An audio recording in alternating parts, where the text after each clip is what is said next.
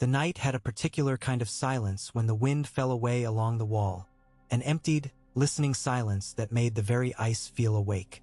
John stood in it with gloved hands set on the cold stone teeth of the parapet, watching the world below in breaths that plumed and vanished like the ghosts of words never spoken. The stars were hard points, the moon a thin coin, and beneath him the great white face dropped into darkness where the trees were a blacker black and the snowfields held a sheen like drowned glass. He had the shard in his pocket again. He told himself he carried it by habit or for luck, though he had never believed in luck. When he eased the glove away and drew the thing into the moonlight, it was nothing. A sliver of volcanic glass, no larger than the first joint of his thumb, translucent at the edge and as black as raven feathers in its heart. It took the light oddly, swallowing more than it gave, and the edge promised a bite too clean to feel until the blood already welled. It looked fragile. It had been forged by fire older than men. Samuel's voice lived somewhere behind the memory of the shard. "You kill them with this, John." "I killed one. He walked through my sword like it was smoke. But when I put this into him, he shattered like ice in a tankard." Sam had said it with wonder and shame and a tremble that never quite left him anymore. John remembered the broken cloak and the smell of old cold and a girl's hand clutching Sam's. And he remembered the sound the walker had made. The silence afterward had been louder. He rolled the shard in his palm, feeling the bite. Beyond the white plain, beyond the forests and the frozen rivers and the reindeer paths and the half-buried stones where old gods watched, the dead were walking. His father had taught him that a good lord kept count. Heads of cattle, bushels of grain, swords and spears and men. But there was no counting the dead. They were the storm that swallowed numbers. Ropes creaked somewhere below. Torches moved in little nebulae about the yard, traced along the base of the wall, flared at the gate. The smith's fire burned blue-white, and the air carried that smell of quenching and oil and old iron even through all the cold. He tucked the shard away and listened. Boots behind him, cough deliberate.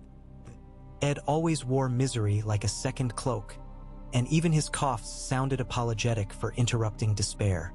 "You're up," John said. "Only because I lay down," Ed said. "The gods are unkind and refused to finish me in my sleep. They sent a recruit to step on my hand and then asked me to find you. Is the then still awake? That bald prince of headaches sleeps like a bundled piglet, snoring sweetly into the dawn. The smiths are not asleep. The smiths are wroth. If the smiths were dead, we might actually have some peace." John turned to him. Ed's face looked carved from old driftwood, gray and cracked, the eyes set deep as knotholes. He wore the same expression he wore for everything. The world was fundamentally ridiculous and also likely to kill them. "What do they say?" "Same as they did yesterday and the day before. The glass is brittle. Their hammers chip it. It won't take a tang like steel. If you make an arrow of it, it'll make a lovely arrow until the moment it strikes, and then it will be a lovely handful of little arrows. And if it strikes a walker, then," Ed said in the patient voice of a man reciting the terms of his own doom, "we'll be very glad for the moment before it shatters. They'd like to show you their splinters. The splinters are very fine." John exhaled white and turned to the rope ladder. "Come, we'll show them ours." The yard was a place of low voices and chapped hands, where steam shook off the backs of men like spirits and breath hung in clouds. The smithy burned high and hard, and the heat hit his face like a hand as he went inside. Sparks leapt in whirlpools from hammer blows and sheeted along the inside of the flue. The makeshift tables to one side were piled with obsidian. Sacks turned out onto wool blankets, shards sorted by size and shape, some with edges that cut the eye even to look at them. A wildling woman with a rope of gray hair at her back and a knuckle of rawhide clenched between her teeth wrapped a sliver to a shaft with thread and sinew and resin that smoked in the heat. Donal Noy would have found a way. That thought came with its old ache, the ache of everything taken. Donal would have bullied the stone into being a blade and bullied the blade into killing what it must, and bullied John into believing it would. Donal was gone. They had Clyda's and Micken's old apprentice Hob, and a boy named Pole who struck with his elbows tucked and his jaw set too hard out of stubbornness and fear. They had the Wildlings' hands and their stubbornness and their fear. They had John's idea and no time. "Show me," John said to the woman with the gray rope of hair. She spat the rawhide out to curse and laughed when she noticed him. "Crow with a king's look," she said. "I'll show you and eat the king later if it doesn't hold." She lifted the shaft. The head was a wedge of glass, cut triangular by nature and luck, bound into a split reed with sinew, soaked in a glue that smelled like horse bones and fish. "We used to make fish spears with bone when the salmon were thick," she said. "These hold better if the split is long and the binding is thick. If you knot it right, it'll flex when the point bites. If you knot it wrong, it'll sing once and then cry like a baby, and then you'll be holding a stick wondering why you're dead." "What do I call you?" "Reka," she said, "of no clan now that the snow took them." She snugged the last binding and passed him the spear. "Go and poke your nightmares with it, Crow." He tested the weight, the balance. The shaft was ash, light and springy, the head as sharp as anything he had ever seen. He drew the point along a scrap of boiled leather and it bit without sound. The leather parted and the cut gleamed pale. "What about arrows?" he asked. A lanky boy with eyes too blue stepped forward. Then by the look. "We've made 200, he said. "The heads we fit are small. They don't split like boar's tusks, but they're light and fly true." "Show me," John said. They took him outside where the cold cleansed the stink of glue from his nostrils. The range had been stomped free of snow and a line of ice blocks stood along its end like men waiting for judgment. Tormund Giantsbane loomed with his entire person built around a laugh that was growing impatient with waiting to be used. He had snow stuck in his beard and something that might have been porridge stuck in his beard and two women arguing behind him about who got the last of the good shafts. When he saw John, he tossed his hair like a horse, which was to say his whole head and shoulders moved and the beard followed with a delay. "Little Crow," he cried, "you've come to see me put your rocks through the air like song?" "If it's song," John said, "I hope it's a dirge for the dead. It'll be a dirge for your smith if the shafts split again." One of the women growled. Tormund clapped John on the back hard enough that the world hopped in front of him. "Watch," he said, and he gestured to the boy with the blue eyes. "He's got hands like a weasel, light, quick, sneaky. He could pluck an eye out of a hair." The boy knocked. The bow creaked. The string hummed. The arrow flew in a line of black and struck the ice square. There was a sound like a goblet cracked with a spoon, and a white bloom spread where it hit. When Tormund stepped forward and thumbed the mark away, a neat, sharp hole peered through the ice the size of a walnut. The head lay shattered on the snow beyond, fragments glittering. "It goes in," Tormund said, triumphant. "It goes in deep. It breaks on stone. What's a walker but a pop of cold and a sneeze of light and a kind of stone man made of wrong?" "Stone doesn't walk," Ed said behind them. "If it did, I'd run." John walked the distance, drew the head's slivers into his palm. Edges pinched his glove. He imagined blue eyes coming apart. He imagined the flurries of collapse, bones falling, dead falling because the leader turned to snow. "We'll be very glad for the moment before it shatters," Ed had said. John closed his fingers around the splinters. "Make as many as you can," he said, and realized as he said it that there would never be as many as he wanted. Bowen Marsh watched him from the far edge of the yard with that expression like he was counting sins and trying to decide the proper price. Bowen had the jowls of a dog made to sit in a warm kitchen and gnaw bones, and the eyes of a man who had learned that bone-chewing hardly ever filled you. John inclined his head just enough. Marsh did not incline his. The air between them was colder than the winter. The shield hall took a breath when John entered. Men in black and men in furs and women in patched wool and boys who had never held a bow until yesterday turned to him as if a wind had shifted. The place smelled of old beer and old wood and the oil they rubbed into the benches to keep them from cracking. Tormund thumped into a seat and made it creak like an old mare. The two then elders, shaven and severe, sat like swords laid beside each other. Carsey stood with her arms folded and her hair bound in a long tail, eyes narrowing at nothing, which was the way she looked when she did not wish to show that she was watching everything. "We'll not give them our forges," Bowen began, and he did not even pretend it was John's hall. His voice had a nasal whine no matter what he said, and no matter what he said it sounded as if he were being slighted. We'll not give them our food, our wood, our rope. We've made more arrows than we can string and they want more. We've made spearheads and they break. We're robbing our own men for these savages. Tormund's laugh came like a bell dropped down a well, echoing dangerously. Savage, he said, tasting the word. If I am savage, I will eat you last so that you have the pleasure of watching. Bowen flushed. This is a keep of the night's watch, he said. We swore no wife and no children and no land. We did not swear to arm the foe. The foe is out there, Jon said gently. He did not raise his voice. He did not take the bait. He set the shard of glass on the table. Clicked. Men leaned closer.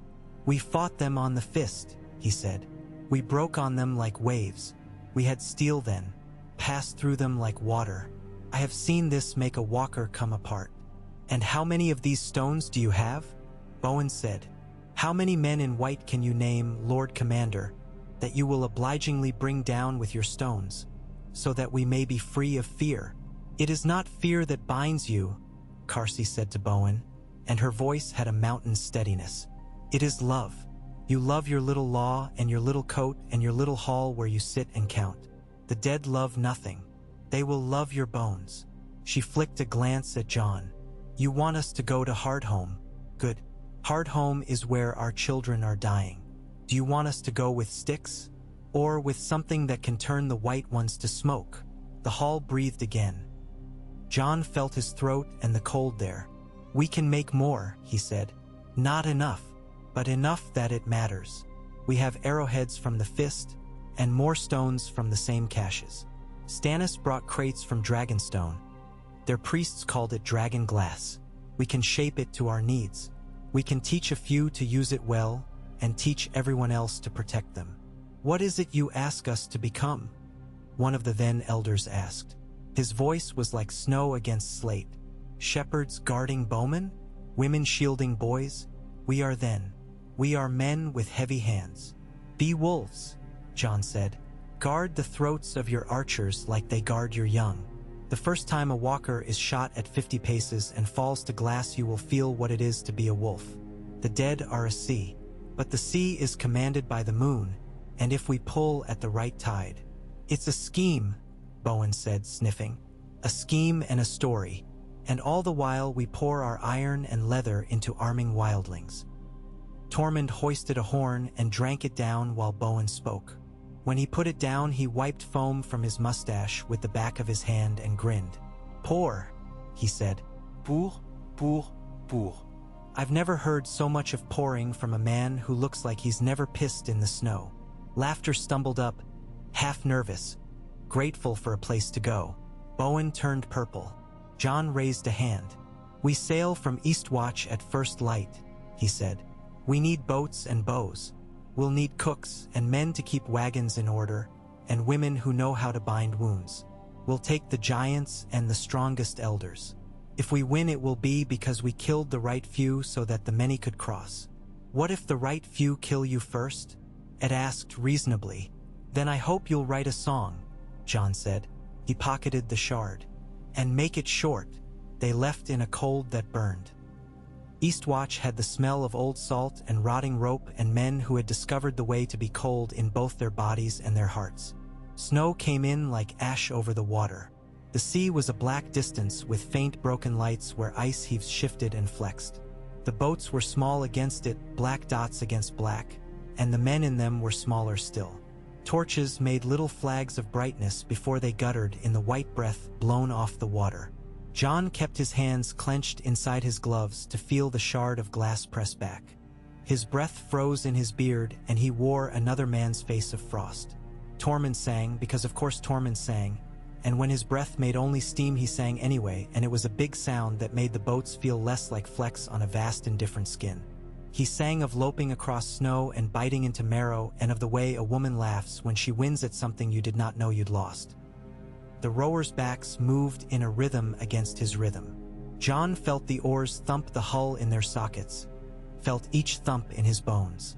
Hardhome was a smear on the horizon before it was a place. It should have been smoke and voices and gulls and the clang of men and the scrape of sledges. It was quiet, the quiet of men trying not to be heard. The boats ground in the black sand. The air bit harder.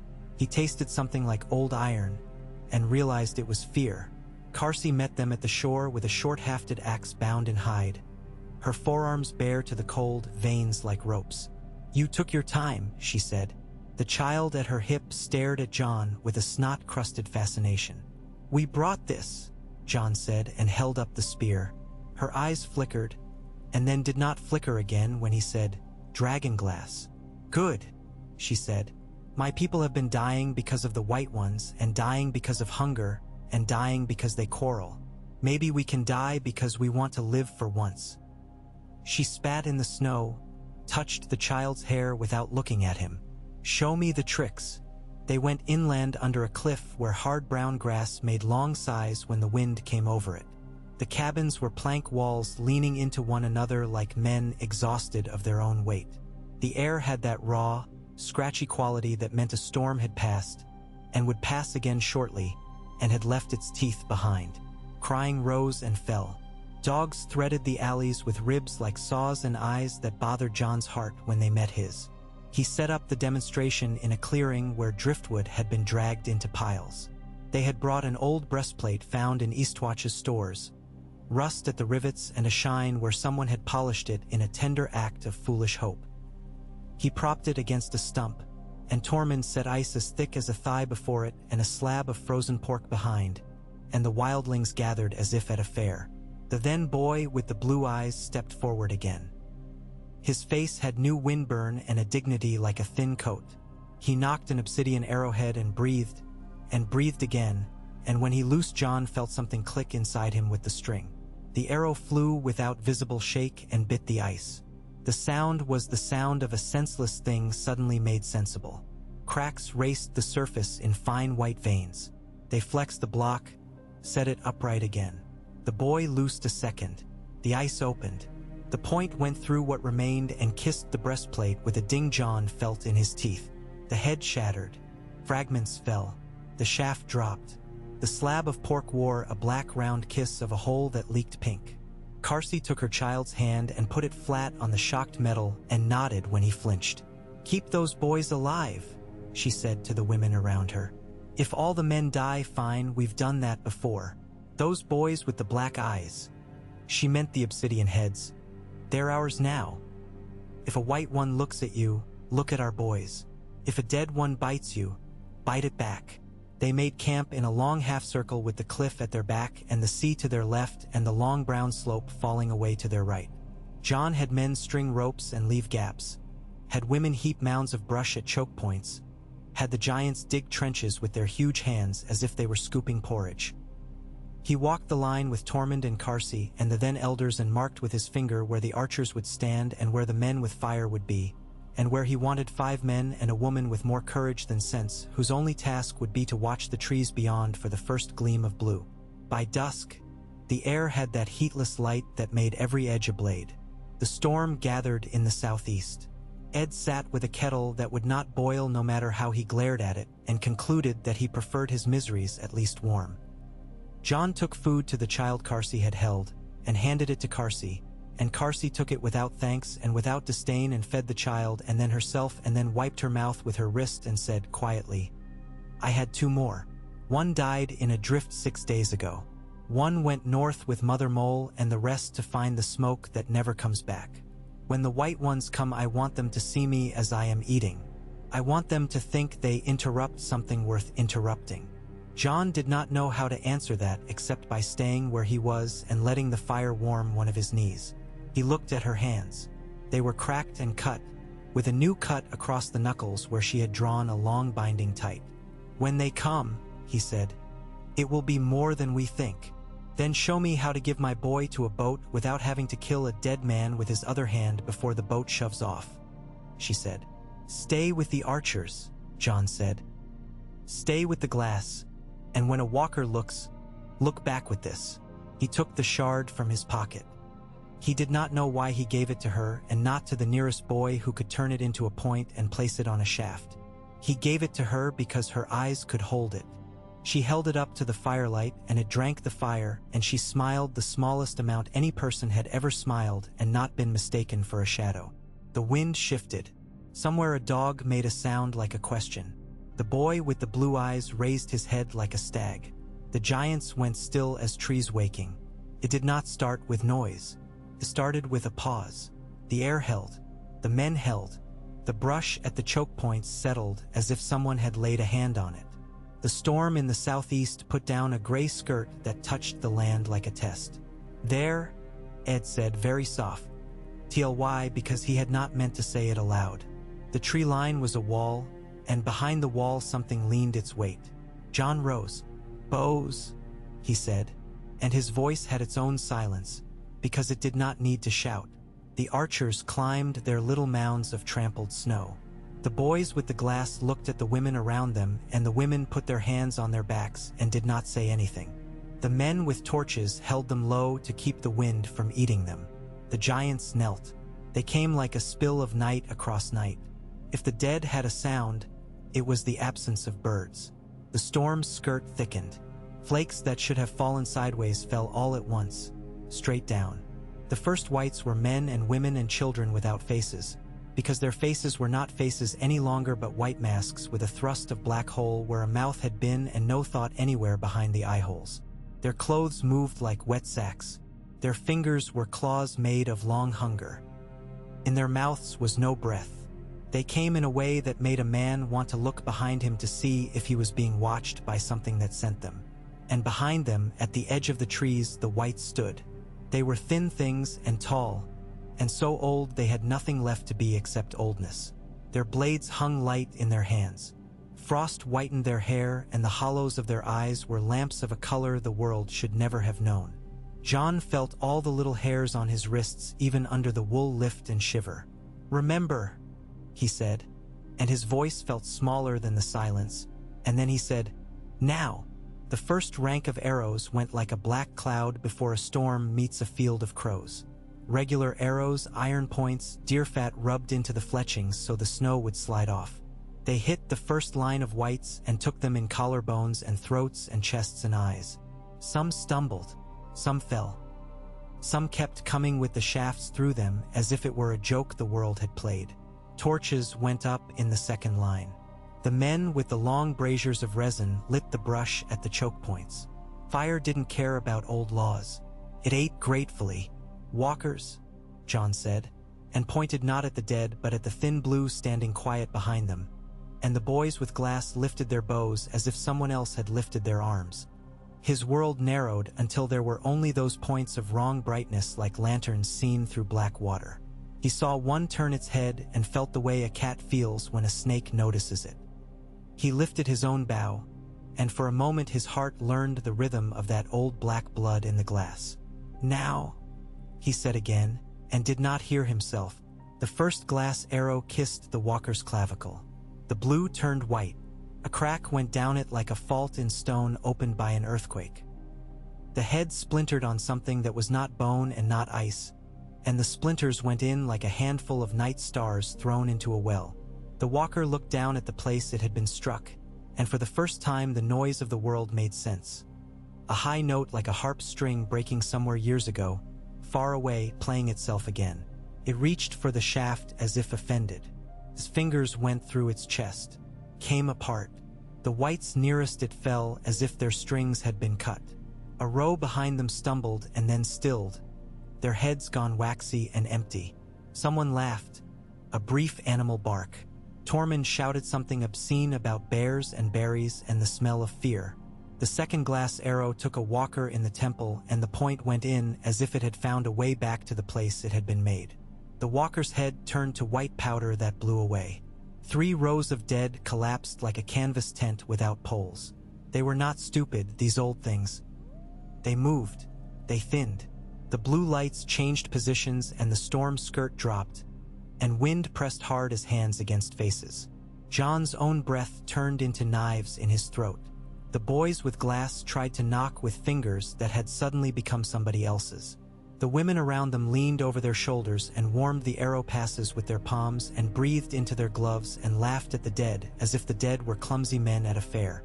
"Look at me," Karsi said to the boy beside her. And he looked at her and not at the blue, and when he loosed his arrow it made a sound like yes. The walkers drew nearer, not many, like the idea of winter approaching rather than winter itself. One stepped out where the light had been deepest under a spruce, and the light climbed its blade and tried to find warmth there and failed. Ed said, conversational, to no one at all, "If anyone needs me, I will be behind that giant." And then he stayed where he was. A second walker tilted its head as if something in Ed amused it. John put his next glass arrow into its throat so firmly, he could feel the ow of it in his wrist bones. It shattered. The white dust blew away and struck his cheek and stung like sleet. The dead behind it fell apart into themselves. "Boat line," someone cried. He could not tell who. A pressure moved through the living like the heavy push before a herd breaks. The sea had shifted, and the swell had brought the boats too tight to the little chessboard of logs where they meant to launch. Half of survival was rhythm. If they moved too soon, the dead would flood into the gap and take it from them with their slow hands. If they moved too late, the storm would crush the boats against the shore and break them into wet dreams. The first of the dead broke the burning brush in a screaming crackle, hair and shoulders alight, and fell on the front rank with the uncomplicated joy of a dog finding its master. A woman with a hatchet hit it 3 times in the neck, mechanistically, as if making a bench. Kept coming. Ed put a dagger through its eye and heaved with all his sorrow until the dagger came out the back of its skull with a sound like wet paper tearing. "Fire," John said to him, and Ed lit it with a brand and watched it settle into what it was meant for, which was being done. One was roaring somewhere to the right, a bass note that shook splinters off cabin beams. He had a pike with a head made from obsidian lashed into a bundle the size of a boar's thigh. He set it into the earth and lifted whites on it like fish on a stump. A walker stepped toward him, blade level, and there was a beautiful stillness to it like a skater poised above a pond just before the ice gives. One snarled and brought the pike around. The head brushed the walker's ribs as lightly as a kiss. The walker turned to spark and powder and blow and was gone. One blinked at the empty air and then looked pleased in a way John had never seen a giant look. Tormund was a wind of red hair and crude jokes and decisive love. He led a pack of 6 with shields made of sleds and obsidian-headed spears. They had a shape to their madness. They ran not into the dead but around them, kept their left shoulders to them, and looked for the thin lights behind the mass.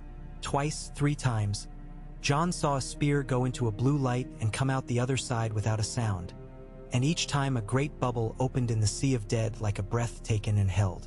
Karsi kept her boy behind her with one mittened hand and a crude knife in her other and never stopped speaking. Not to him and not to anyone.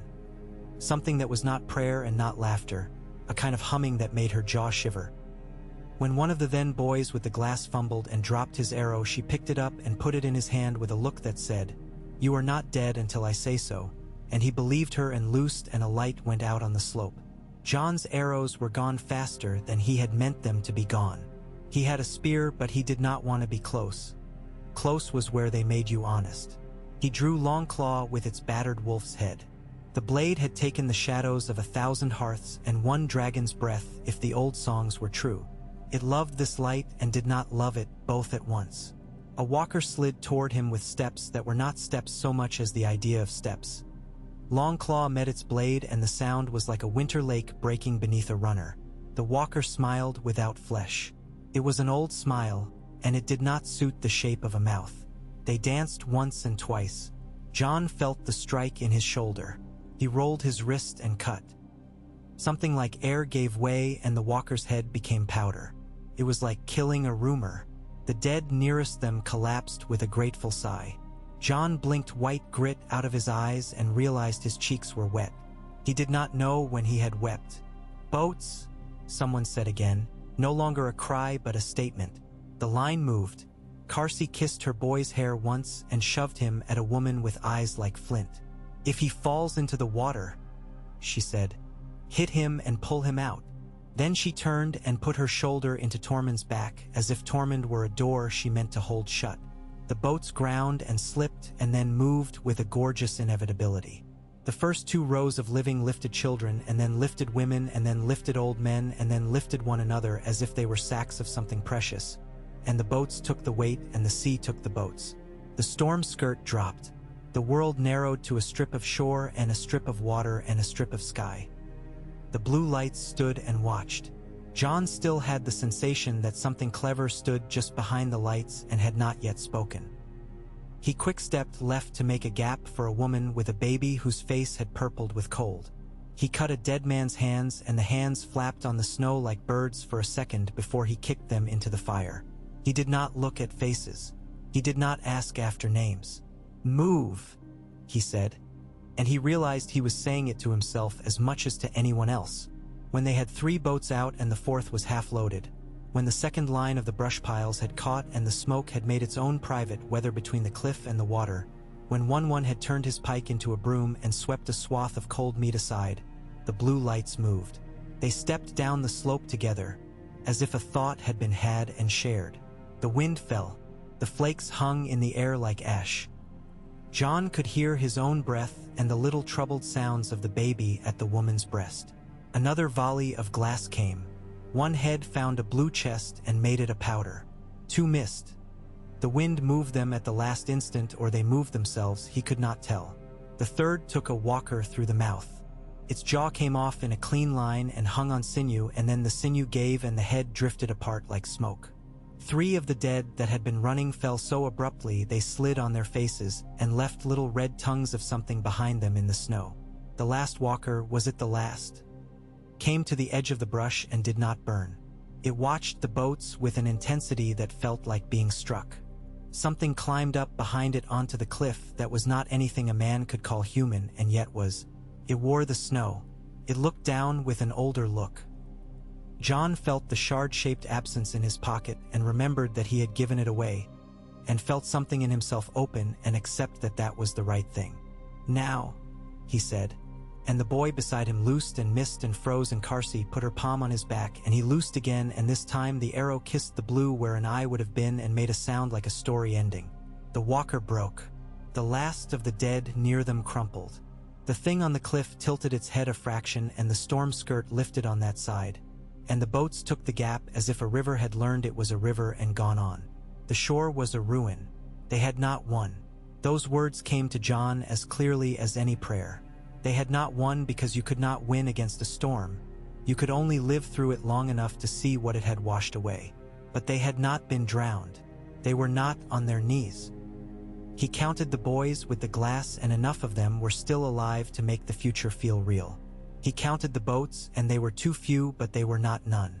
He counted his breath, and he still could feel where it turned to pain in his chest and where it warmed him when he let it sit. The last push to the boats was all elbows and curses and the beautiful homeliness of people being people. Ed grabbed a child who thought he could swim in fur boots. Tormund kissed someone he had never met and then shoved them toward a boat with a hand gentle only because it was urgent. One tried to get into a boat and the boat moved away offended and then came back like a dog, and one settled one foot on it with infinite care and did not sink it and then grinned like a cliff in sunlight. John was not in the last boat. He did not realize it until Carsey's hand closed on his sleeve. "We're going," she said, almost accusatory. "You are," he said. "I have to see the last men off." "You have to live," she said, and then laughed quietly. "Well, we all have to do many things. Help me make sure the boy is still on the boat when we look again." They waded through the black water together up to their thighs and then to their hips and then to their ribs, holding the boat by its sides and letting the weight of it make them more than themselves. Hands came down to pull them in. John turned a last time because men are made for last looks. And there on the cliff where the storm had hung like a thought was the one whose eyes were a color that did not belong to the world. It stood with a spear that was not a spear, and the air around it made a sound like someone thinking. It lifted its arms the slightest amount, and the corpses in the snow that had not been burned or shattered twitched, and then rose like sleepwalkers remembering an appointment. The dead they had made by living stood again with their mouths not quite their mouths and their eyes not eyes at all, and their hands reached for nothing in particular. The boat pulled. The oars found water. The men in it leaned hard as men who knew that their weight was nothing and their weight was everything. The air between John and the cliff stretched until it was a line and then a thread and then it snapped, and the sound of it snapping was all the world, and then the world had other sounds again. He sat in the bottom of the boat with water making an argument against his boots and his hands bleeding where his gloves had torn. Ed sat next to him looking like a man who had discovered a new way to be miserable and was willing to admit it was interesting.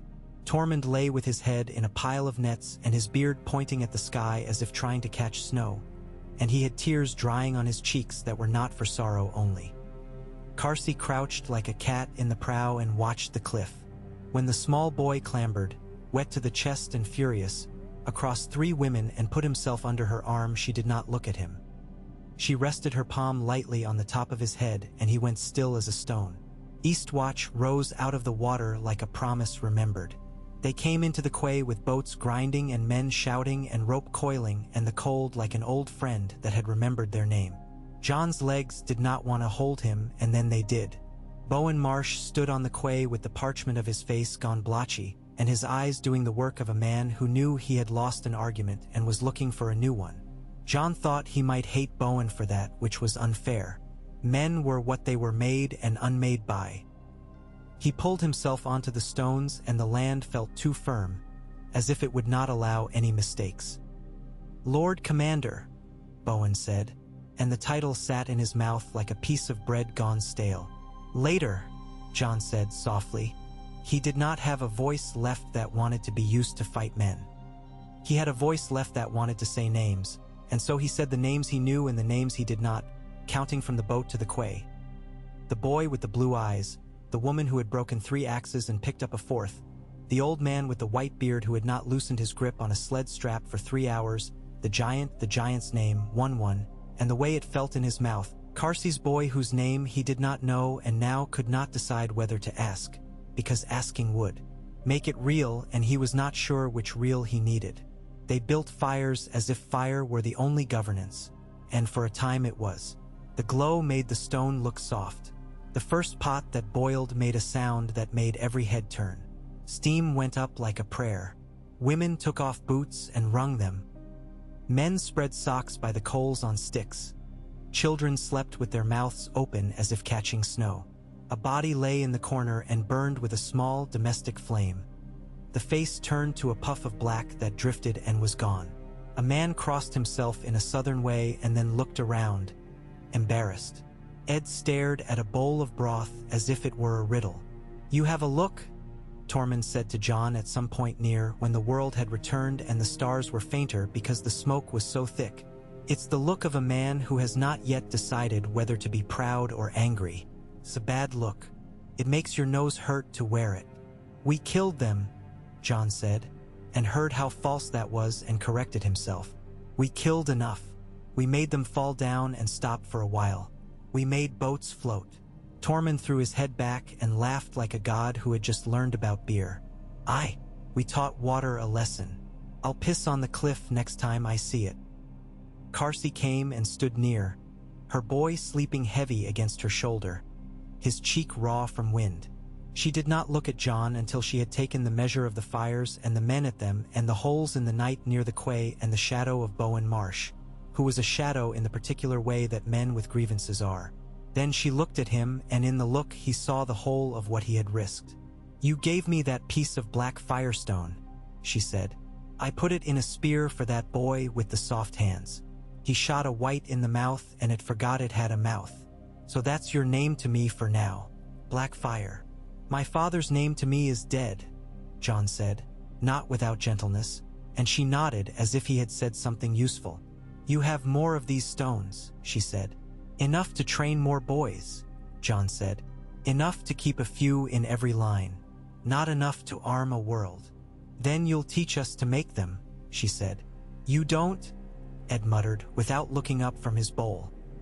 "The world makes them in its own time. We only find and fit them. If I could make them, I'd make 1,000 and crown myself king of sadness." He sipped. "It's salty," he observed. Carsey watched John's face while Ed spoke. She had the particular understanding of a leader who knows when a man is speaking to himself and when he is speaking to the room. "You'll teach us how to use them," she corrected. It was not a question. "I will," John said. He looked over her shoulder to where Tormund had gathered the boys with the blue eyes and was telling them a story about the time he wrestled a snow bear and convinced it he was dead by lying so well it cried. The boys laughed until the laughter brought wetness to their noses again, and they wiped it away with pride. John could see in the set of their shoulders that they had stood very near to something like legend and not been made into ash by it. "We'll make a corps," he said. "We'll call them." "Not corps," Tormund said over he, airing and wrinkling his nose. "That sounds like... We have a word for the meat in the snow when you find it and it still has a belt but not a man. Don't call them that." "Shards," Carsey said simply. "We'll call them the shards. The shards of the sun. The sun is dead most days. We'll borrow what we need of it." "Shards," John said, and the word felt right in his mouth. He could already see the boys and girls who would carry the glass, standing where the lines bent, guarded by men and women who would kill and die like wolves to keep them burning. He could see the practice grounds they would tramp until the ruts filled with ice, and the new bindings Reka would teach that would flex instead of snap, and the signal horns they would learn to hear even when the wind was screaming its own song. He could see the way the others, the ones with iron and bone, would learn to hold a line and then open it like a fist opening to strike only when a shard had found a blue light. Bowen approached at last, as if he had waited to arrive until he could no longer be accused of barging in. "Lord Commander," he said, and there was the old thing in his voice, the need to be correct. "You brought them. You brought them."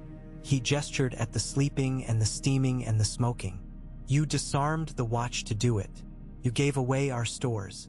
You risked our lives for theirs." "I risked our lives for ours," John said. "Those bodies on the cliff, the ones he raised, if we had stayed, they would be our bodies." He did not say the name that lived like a thorn behind his eyes.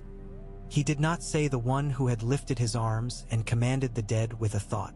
He did not give it more strength by making it a word. "We will need more wood. We will need more spears. We will need to teach the ones we brought to stand with us against the ones we did not." "We cannot feed them," Bowen said, and the words were true in their way. "We cannot feed ourselves." "You'll feed them or you'll fight them," Carsey said without heat. "I prefer not to have to cut your throat in your own kitchen. It would make a mess, and I've seen your women cleaning. They'll not thank me." Bowen's mouth worked. His eyes flickered to the side, to where a man came in from the quay blowing on his hands and laughing because one of his friends had slipped and fallen and taken 2 other men with him in a clatter of rope and curses. It sounded like life, and Bowen did not know what to do with that. He bowed stiffly, which always looked like it hurt him, and retreated. Tormund flopped onto his back and began to snore with the rude conviction of a man who knows he will be forgiven anything that can be forgiven. Ed discovered that if he held the bowl close to his face, the steam made little winged patterns in his eyebrows. Carsey's boy slept. Reka, the woman with the rope of hair, argued with a smith about the way to bind a head into a split shaft, and in the way of such arguments that mattered they grew louder and more affectionate the more they disagreed. John walked to the low parapet that looked out on the dark water and lifted his face to the new wind. It smelled faintly, amazingly, of something that had lived, kelp or fish or rot or simply breath on stone. He put his hands on the cold, and the cold put its hands back on him. He thought of his father standing in a doorway in Winterfell with sunlight gathered on his shoulder as if it trusted him, and he thought of Sam with the little white knife in his hand and the wrong cold thing coming apart, and he thought of the shard not in his pocket but in Carsey's, turning slowly in the seam of some leather pouch as if it had found a heart to sleep beside. He thought of the blue lights going backwards up the slope like a kind of surrender that was not a surrender, but a note taken, and he thought of the gesture made by the one on the cliff when it lifted the dead with the possibility of its hands. No one near him spoke. He heard the sea licking stone. The cold felt less like punishment and more like a hand on his shoulder, heavy, reminding. He closed his eyes. He slept standing there with his eyes open, perhaps, for a heartbeat, and dreamed for that heartbeat of glass growing on trees. Long leaves of it in the south where green things grew, boys climbing to pick it, girls napping it with laughter and old men watching with hands folded as if they were seeing a story they had told come back to them as a gift. When he opened his eyes, it was still only cold and water and the old stones, and that was fine. The world could be ordinary and still be saved. Morning came without color. The sky and the sea made an agreement not to show off. Men stirred like coals prodded. Carsey brought him a strip of dried meat and a look that was not a look, which he accepted gratefully. One farted with a softness that made a boy giggle and fall down. Bowen counted. Ed sighed. Tormund stretched with a sound like an old sail. "You'll take them through the gate?" Carsey asked, as if she were asking whether he would carry a bundle or fetch water. "I will," Jon said. "And you'll teach them to hold the glass like a lover," she said, as if describing the proper way to polish a pan. "I will," Jon said. "And you'll let us onto the wall as if it was ours," she said, not unkindly. "Because it is, as much as it is yours." "It is the world's," Jon said, and felt the truth of it vibrate in his teeth. "We only climb it." She nodded. "Good," she said. She handed him back the shard he had given her, and for a moment his hand closed reflexively around the familiar cold. She shook her head. "Not that," she said, and pressed into his palm a different piece, shaped not by nature but by hands, bound into a little leather thong. He lifted it into the light and saw that it was the first head the boy with the blue eyes had napped under her instruction. It had the slight asymmetry of something made by anyone alive. "This one is ours," she said. "Keep it, for when you need to remember that the dead fall down." He tied it at his wrist under his sleeve and felt it rest there, an edge against his pulse, a promise that could cut both ways. "We'll go," he said. He did not ride.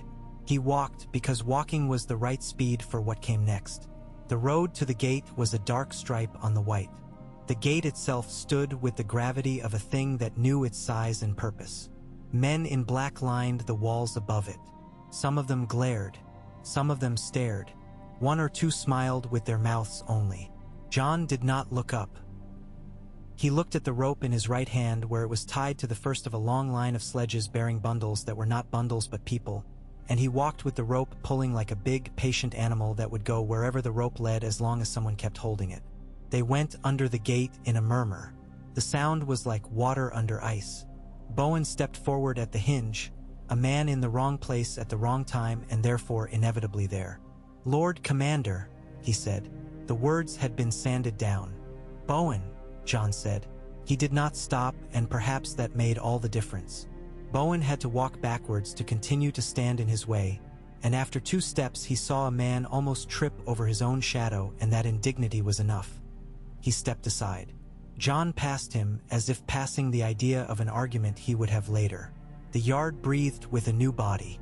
The shards, the handfuls of them he had, went to Reka in a stream like fish to a net.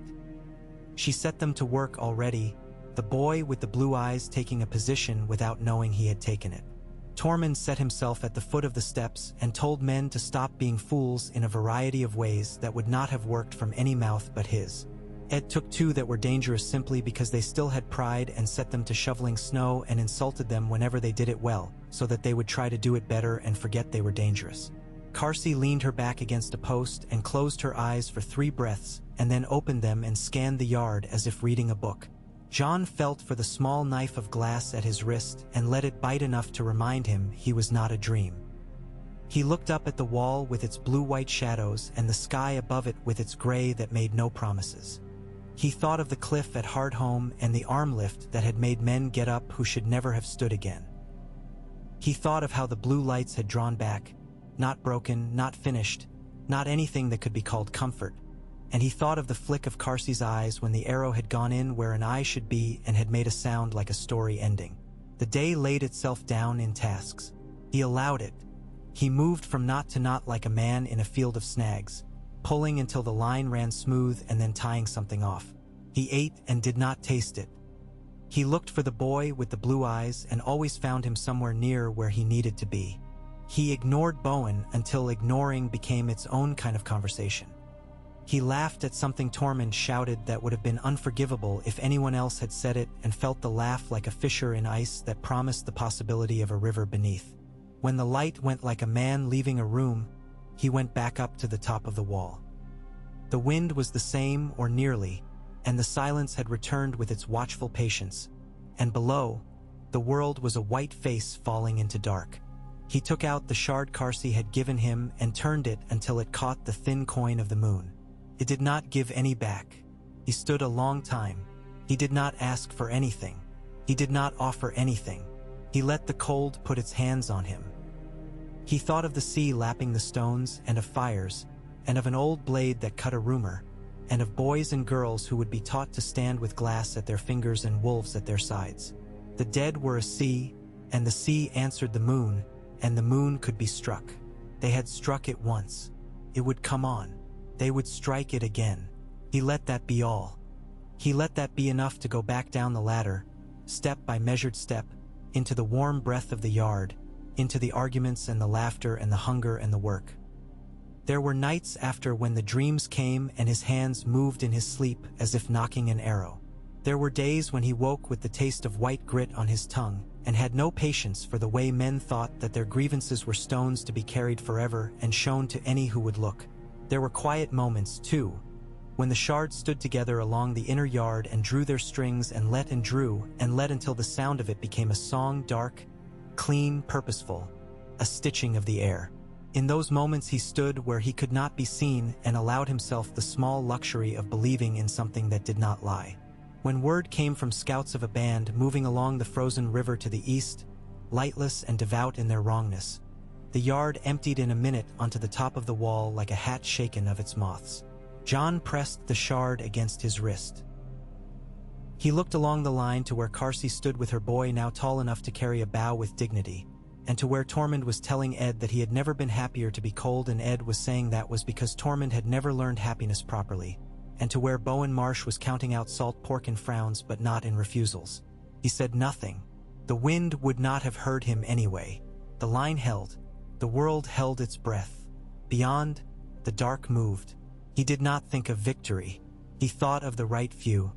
He thought of glass, and the way it had opened the idea that the sea could be parted not by miracle but by a careful knife. He thought of the cliff and the gesture and the way it had felt like the ending of a story. Then he let that go because there would always be more pages. He raised his hand. The bows hummed once, twice, a third time. The night answered. The snow fell, old and patient and without malice, over the wall, over the men, over the glass tied to 1,000 wrists that had learned to move as if they were one hand. The next days came like the slow turning of a millstone, heavy and steady, crushing what they passed beneath into something finer that might feed men if men had patience. The wind scoured the courtyards and left behind little knives of snow packed in corners and under steps, and the smoke from the smithy held low to the ground like a beast taught to heel. They set the shards to practice at dawn when the frost was a glitter on the bowstrings, and again at dusk when the light went flat and the air trembled with the voices of men trying not to speak too loudly to their ghosts. Reka took to teaching in the way of an old winter river that has found a new bed. She stood with the boys and girls by the tables and had them run their hands along the split shafts and feel where the wood was alive and where it was dead. She had them warm the sinew under their tongues and spit it out and bind it while it still remembered being part of a beast, not a thread. She argued with a then over the length of the split, and they both ended up grinning, which was a new thing to see a then's mouth do without contempt in it. Not tight, she told them, flicking a binding with her finger so it hummed like a gnat. Firm. It must sing, but not scream. She crouched and held a head to the light and turned it, and the edge caught nothing because it swallowed everything, and she nodded. If you hear it sing when it goes in, you did it right. The boy with the blue eyes, his name was Farrell, John learned without asking, had a way of standing as if nothing could resist him except his own doubt, and his doubt was a thin skin he learned to shed with each shot. He began to teach even while he learned, showing a smaller child where to set her fingers on the string, not the tips, the pads, where there was nerve and blood, not just bone.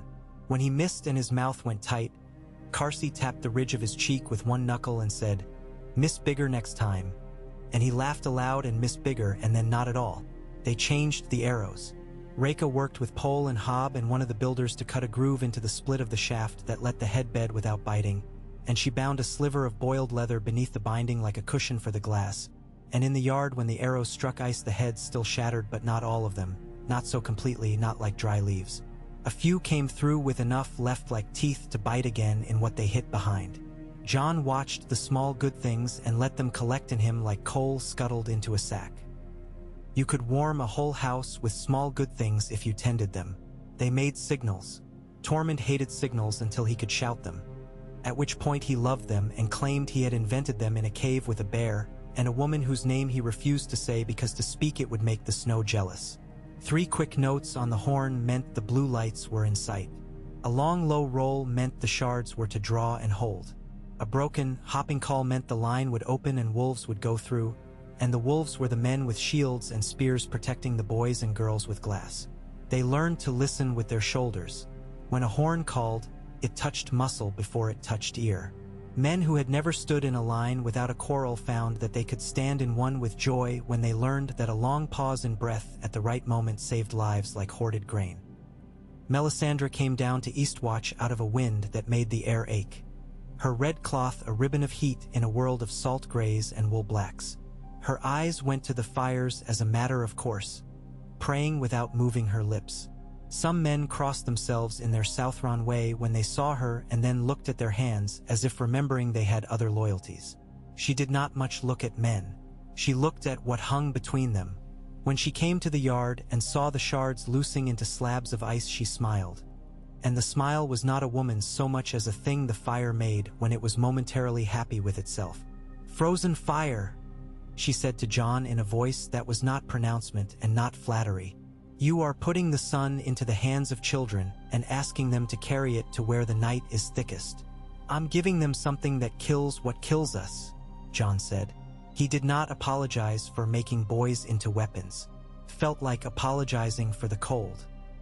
She watched Farrell draw and loose and watched the way Carsey's mouth made a little movement when the arrow flew straight. Not a smile, not so much a smile.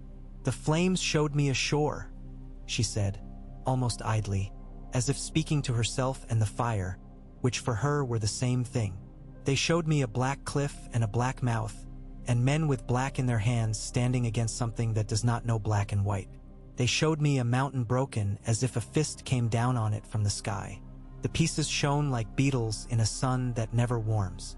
That mountain was not Dragonstone. Dragonstone has its own pride. This was an older thing. Children built fires in it long before men were men. Can we mine this mountain?" John asked, the way a farmer asks the sky whether it will be kind. She lifted one hand and let it fall. "It is north, near a river that remembers being young. You will not take a company to it and come back with wagons full of the sun. But men who are brave and quiet may find caches left long ago, and they will be where old stones stand in circles and the air tastes of iron before a storm."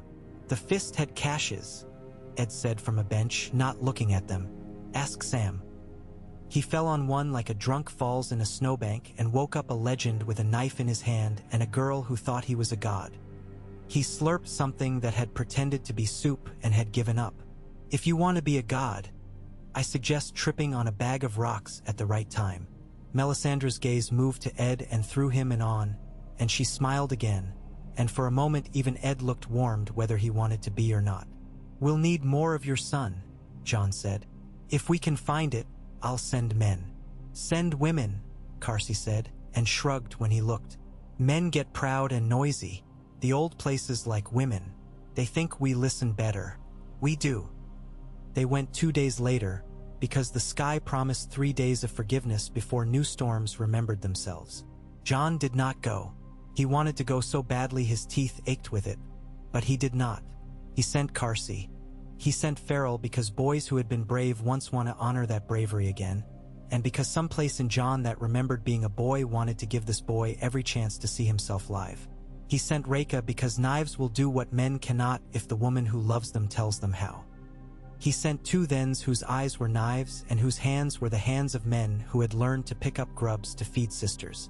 He sent Dolorous Ed because he trusted Ed to do exactly what a wise man would do and say exactly what a ruined man would say while doing it. They went north under the shadow of the wall, and then turned east into a land that had not been asked for anything in years beyond a few tracks across its face. The snow there remembered animals. The trees kept their own counsel. They moved like men walking through a sleeping house. The old stones stood, as promised, in their circles. Some collapsed like bones knocked together. Some still straight, faces set to watch lines in the land only. They could see. The river was a dark seam between white fields. The first cache was a bag of old leather sewn with sinew so rotted that when Carsey touched it, it sighed and fell apart and let spill a clatter of chipped black points and knives bound in bone. Her boy scooped them like a child taking up seashells, and she let him hold one long enough for him to feel the cold of it change him, then took it back and wrapped it again in good leather this time. Farrell knelt and spread a handful so he could choose the ones that would fly straight, and his breath made a little cloud that hung above them like a small faithful whether he brought with him. The second place was meaner. The stones were low and angry with moss. The air did taste like iron and not in a good way. Reka felt the earth with her knuckles and shook her head. "Not here," she said. "This place has already been taken." She spat. When she stood, the snow to her left moved. It moved in a way that snow should not move, a falling in, a slumping, and then the slumped shape got up and turned and the ice on its face cracked like lacquer and a dead woman looked at them with nothing behind it. More hands rose. Carsey did not curse. She simply stepped to where she had placed Farrell in the line she carried in her head and said, "Sing," and he sang.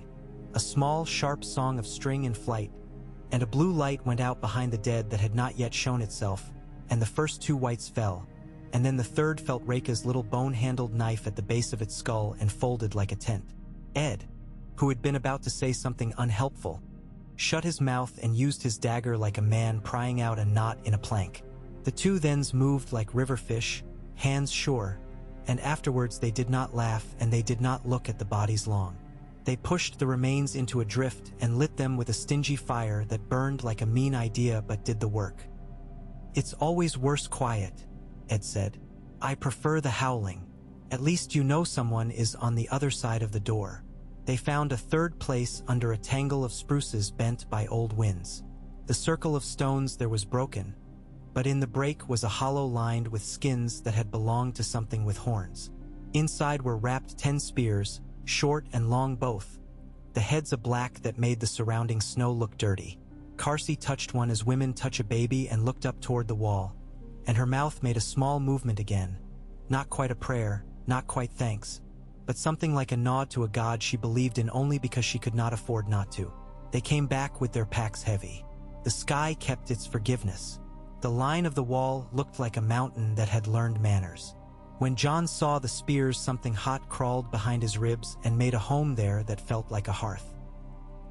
He did not touch the heads until Carsey had taken one up and weighed it and turned it and nodded, and then he took another and ran his thumb as close to the edge as he dared and felt a sting that was not pain but the memory of pain. "Good," he said, and when he said it the yard seemed to breathe out. They called the new made things sunrise spears because nothing else would do. One took one and looked at it like a man looks at a piece of a story he finally understands where it fits, and he bound it to a half the size of a small tree with hide straps Reka had prepared for him, and he stood with it and let the yard see him, and the yard cheered like men at a fair for a trick that is more than a trick. He learned to sweep low and then thrust high, because walkers were tall and whites were not. When he swept low, men behind him stepped into the new clean space he had made as into a room whose door had just opened. When he thrust high, the line did not watch him. They watched the powder he left behind in the air and learned what it meant. They had to say no to the hunger more often than they could stand. Bowen was not wrong. There were mouths, and more mouths, and bread did not come out of the dark with its own mind to feed itself to the deserving. John sent parties into the gift to empty old cellars that had been left to mice and weevils when their owners had died or gone south or turned into rumors. He sent fishermen to the frozen mouths of little rivers to saw holes and set nets and sing to the fish. He sent scouts to abandoned shepherd huts with lists of what to take: pots, boards, wool, old doors that could become sleds. He sent the proud to chop wood and the meek to fight and told them both it was only for a while. It sat badly on many. Marsh gathered a certain kind of man without meaning to, the kind whose sense of lack had always been a friend. "We cannot become a steading," Bowen told John in the shield hall where the smoke had marked the rafters with the fingerprints of generations. "We are not built for wives and children and fish. We are built to stand on the edge of death and keep the rest asleep." "When did we become a ferry for wildlings?" "When the dead learn to walk," John said. "We can stand on the edge of death and keep the rest asleep only so long as the rest are somewhere to be kept. They will be if they are behind us, not in front." "You move your lips as if you pray," Bowen said. "But you pray to something that is not our oath." "I pray to the living," John said, flat, "that they stay alive long enough to remember us kindly." Yarwick came in then with sawdust in his beard and reported that the inner palisade had been shored where the old guard's walk had buckled, and then added, careful as a man who knows the ground he is standing on is full of little tricks. "There's a way to make more heads hold without crying. Reka and I took willow and split it fine and laid it into the crack with glue and leather, and it flexes without letting the glass slip. You'll lose some on ice and bone, but you'll keep twice what you kept." "Good," John said, and saw Bowen's mouth twitch at the word as if it tasted of sin. The ravens did their work with that idiot grace that made men who liked to think themselves necessary resentful. Messages went to the Shadow Tower, to Castle Black, to any holdfast where there were men who could read and men who could listen even if they could not read. The runes were simple. 3 cuts on the right of the reed meant we needed wood. 2 cuts on the left meant we had spared men and would spare more. 1 reed, scarred across its belly with a knife, meant Dragonglass. Those reeds came back tied to raven legs with string that felt like prayers tightened and set to fly. From the west came a woman who had led a handful from Oakenshade, a place almost nobody remembered anymore, across a frozen bog with only a bundle of dried mushrooms between them, and she had 3 girls she was training to string glass heads in the time it takes a man to pull a boot on. From the east came a man whose farm had known the touch of free folk fire 4 winters ago, and he brought with him a pig fat as a myth and said, awkward to Carcy, "Eat him with me so I can like you," and she said, shrugging, "We will eat him with you and you will still have to decide." On the 3rd day after the caches were found, a scout from Eastwatch's easternmost tower came in with the look of a man who had seen something so simple it had scraped the sense off his eyes. "The sea went back," he told John without preamble. "The tide, I mean, it went back like a dog between its legs. It left the black rocks showing like teeth. There is a place where you can walk and not have to swim. There are footprints in the snow where men should not have walked. They went out. They came in. Some of them stopped." "Stopped," it said, "there because he was everywhere he should not be. Men usually stop when they lie down. Did they lie down? I recommend it to everyone. It is restful. It is my favorite thing to do besides complain about not being able to do it." "Stopped?" the scout repeated, staring at some fixed memory that he would not shake until sleep smudged it. The footsteps just stopped. John had no liking for omens. He distrusted the way men made themselves feel important by pretending to understand a story the world refused to translate for them. Still, he went to the easternmost tower and stood where the scout had stood and looked down over the black teeth of the rocks and the white lace of the frost on them, and the water beyond that looked like the dark back of a great fish. He saw where footsteps had gone out, and how the snow had scuffed where bodies had dragged, and where feet had come back in. He saw where one of the tracks simply ended as if that man had become breath. He felt a pressure in his ears that made him want to swallow and could not be swallowed away. "Don't walk there," Carcy said at his shoulder. "I don't trust ground the sea has just decided not to love for an hour." "We won't," John said, and considered how much he was lying. He had the thought of going back to Hardhome crouching behind his teeth like an animal that would either sleep or bite.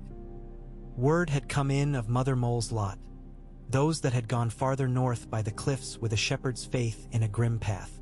Some of them would have made caves their beds.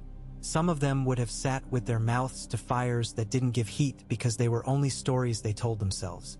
If any still breathed, they would be breathing in air that was mostly fear.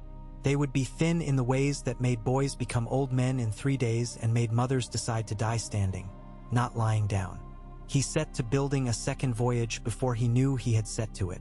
The plan grew in the space he left open for it, like frost making its own delicate architecture in a pane of glass. This time he would have won in the first boat, not the last. A giant stepping into a place made other men remember how to step. He would put Farrell and 3 other shards who had learned to listen to each other's breath in the second line of boats, so that when they landed they would be shooting while the boats were still rocking. He would bind bundles of pitch-soaked brush ready to be flung into the first lanes where the dead would crowd. He would keep the sunrise spears in the center, not the flanks where they would be tempted to run after the blue and leave gaps like open mouths behind them. He would place Carsey where she could decide in a heartbeat to save 10 instead of 1. He would not tell Bowen until the boats were already lined in the water like commas in a sentence he had already decided to finish. Melisandre watched him place his fingers on a map.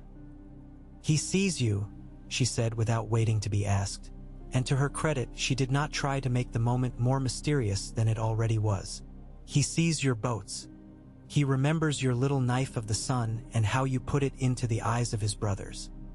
He will not wait where you want him to wait.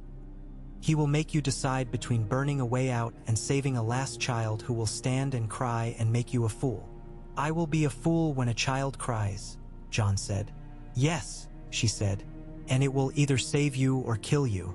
That is how you are built." He did not wait for permission because the sea would not. They left when the tide began to pull its great indifferent body back from the shore. Bowen watched them go and counted the bundles on the boats as if he could make an argument out of numbers that would turn back the tide. Jon did not look. He put his hands on the wet wood and felt the way its cold came through his gloves like honesty. Tormund sang again. A different song. A fierce little thing that made the oars bite harder and made even Ed's mouth twitch in the corner where he kept most of his feelings. The sea was a sick elder that day. Coughed and went smooth and coughed again. The sky was low and gray, a lid put on a pot. They saw Hardhome before they heard it. Its cliff made a black scribble against the sky. Smoke did not rise. A few gulls went around and around as if they had forgotten why they were supposed to be greedy. The boats scraped the same black shore. The world took a long breath and did not let it out. They moved in order this time, not in panic wearing the clothes of valor. First the shards. Carsey with them, her boy left behind because he had learned to do what he was told only when she could not bear to watch him not do it. Tormund and 6 with shields made of sleds and new willow-braced spear sled poles, low and tight. 1 with the sunrise spear and his face set in the serious way of a giant who is pretending not to love what he is about to do. Ed with the fire bundles and a list of the names of the men carrying them so he could call them by that when they wanted to run and not by crow, which would only make them ashamed enough to do something stupid. They found them in the caves. First, women with faces like winter dawns and men with eyes turned to figures and a boy who had bitten his own wrist bloody so he would not make noise. Carsey went among them without noise. She pointed. The ones she pointed at stood. The ones she did not point at asked and were told soon, soon, as if soon were a god who could be summoned by saying its name often. A woman with white hair held a baby that did not move and asked whether the boats would hold, and Carsey said, "They will hold what they hold." And the woman nodded as if told a great secret. When they brought them out, the air bit with a tenderness that made the skin painful and good. The whites came from the left, not the right, because Jon had set to expect the right. They came with a sound like frost snapping branches, sudden, everywhere. The horn gave its 3 little notes. The shards drew and held. Jon had the ridiculous thought that the world had been waiting for this discipline all along. When the first of the dead showed a slice of blue in his face, Farrell took it with a neat, almost offended, notching motion and loosed, and the blue went out, and 3 bodies dropped in a row like men going to their knees to be knighted. Tormund's sled shields made a crouched arc. The dead who pushed at them did not shout. That made it worse. There is nothing noisier than a mouth that should make a sound and does not. 1 put the sunrise spear through a walker who came skimming behind a rack of driftwood like a blade of wind. It went through with a sigh and came out the other side with a sound like a cup being crushed by a hand. The white became a fine powder that the next gust lifted, and the powder stung Jon's cheek and tasted of something like old pennies. He licked it off, disgusted with himself for tasting the enemy and disgusted with the part of himself that wanted to know the world even when the world was horrible. Right. Ed shouted, because the wave had gone that way instead, and he pointed men with their bundles at where the dead flowed and told them to throw low, not high, because laughter did not know about wind but fire did. The brush rolled and took and made a long warm tongue between two drifts, and the smell was the smell of pine and pitch and hair. It bothered the dead not at all except when it made a barrier they did not think to climb and would not learn to think to climb. They turned instead to the gaps, and Tormund was there, and then not there, and then there again, and the sound of him laughing made the line find its hips. Could not be clean.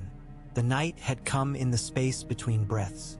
Snow made a skin on John's shoulders.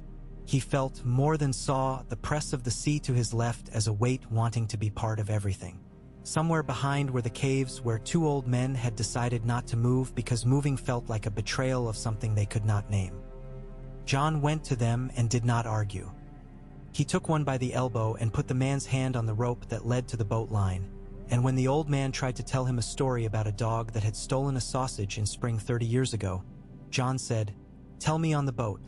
And for once the promise of a future did the work of a prayer, and they moved. He saw it then. The thing that the girl with the white hair at Eastwatch had said was a cliff, a mouth, a black weather.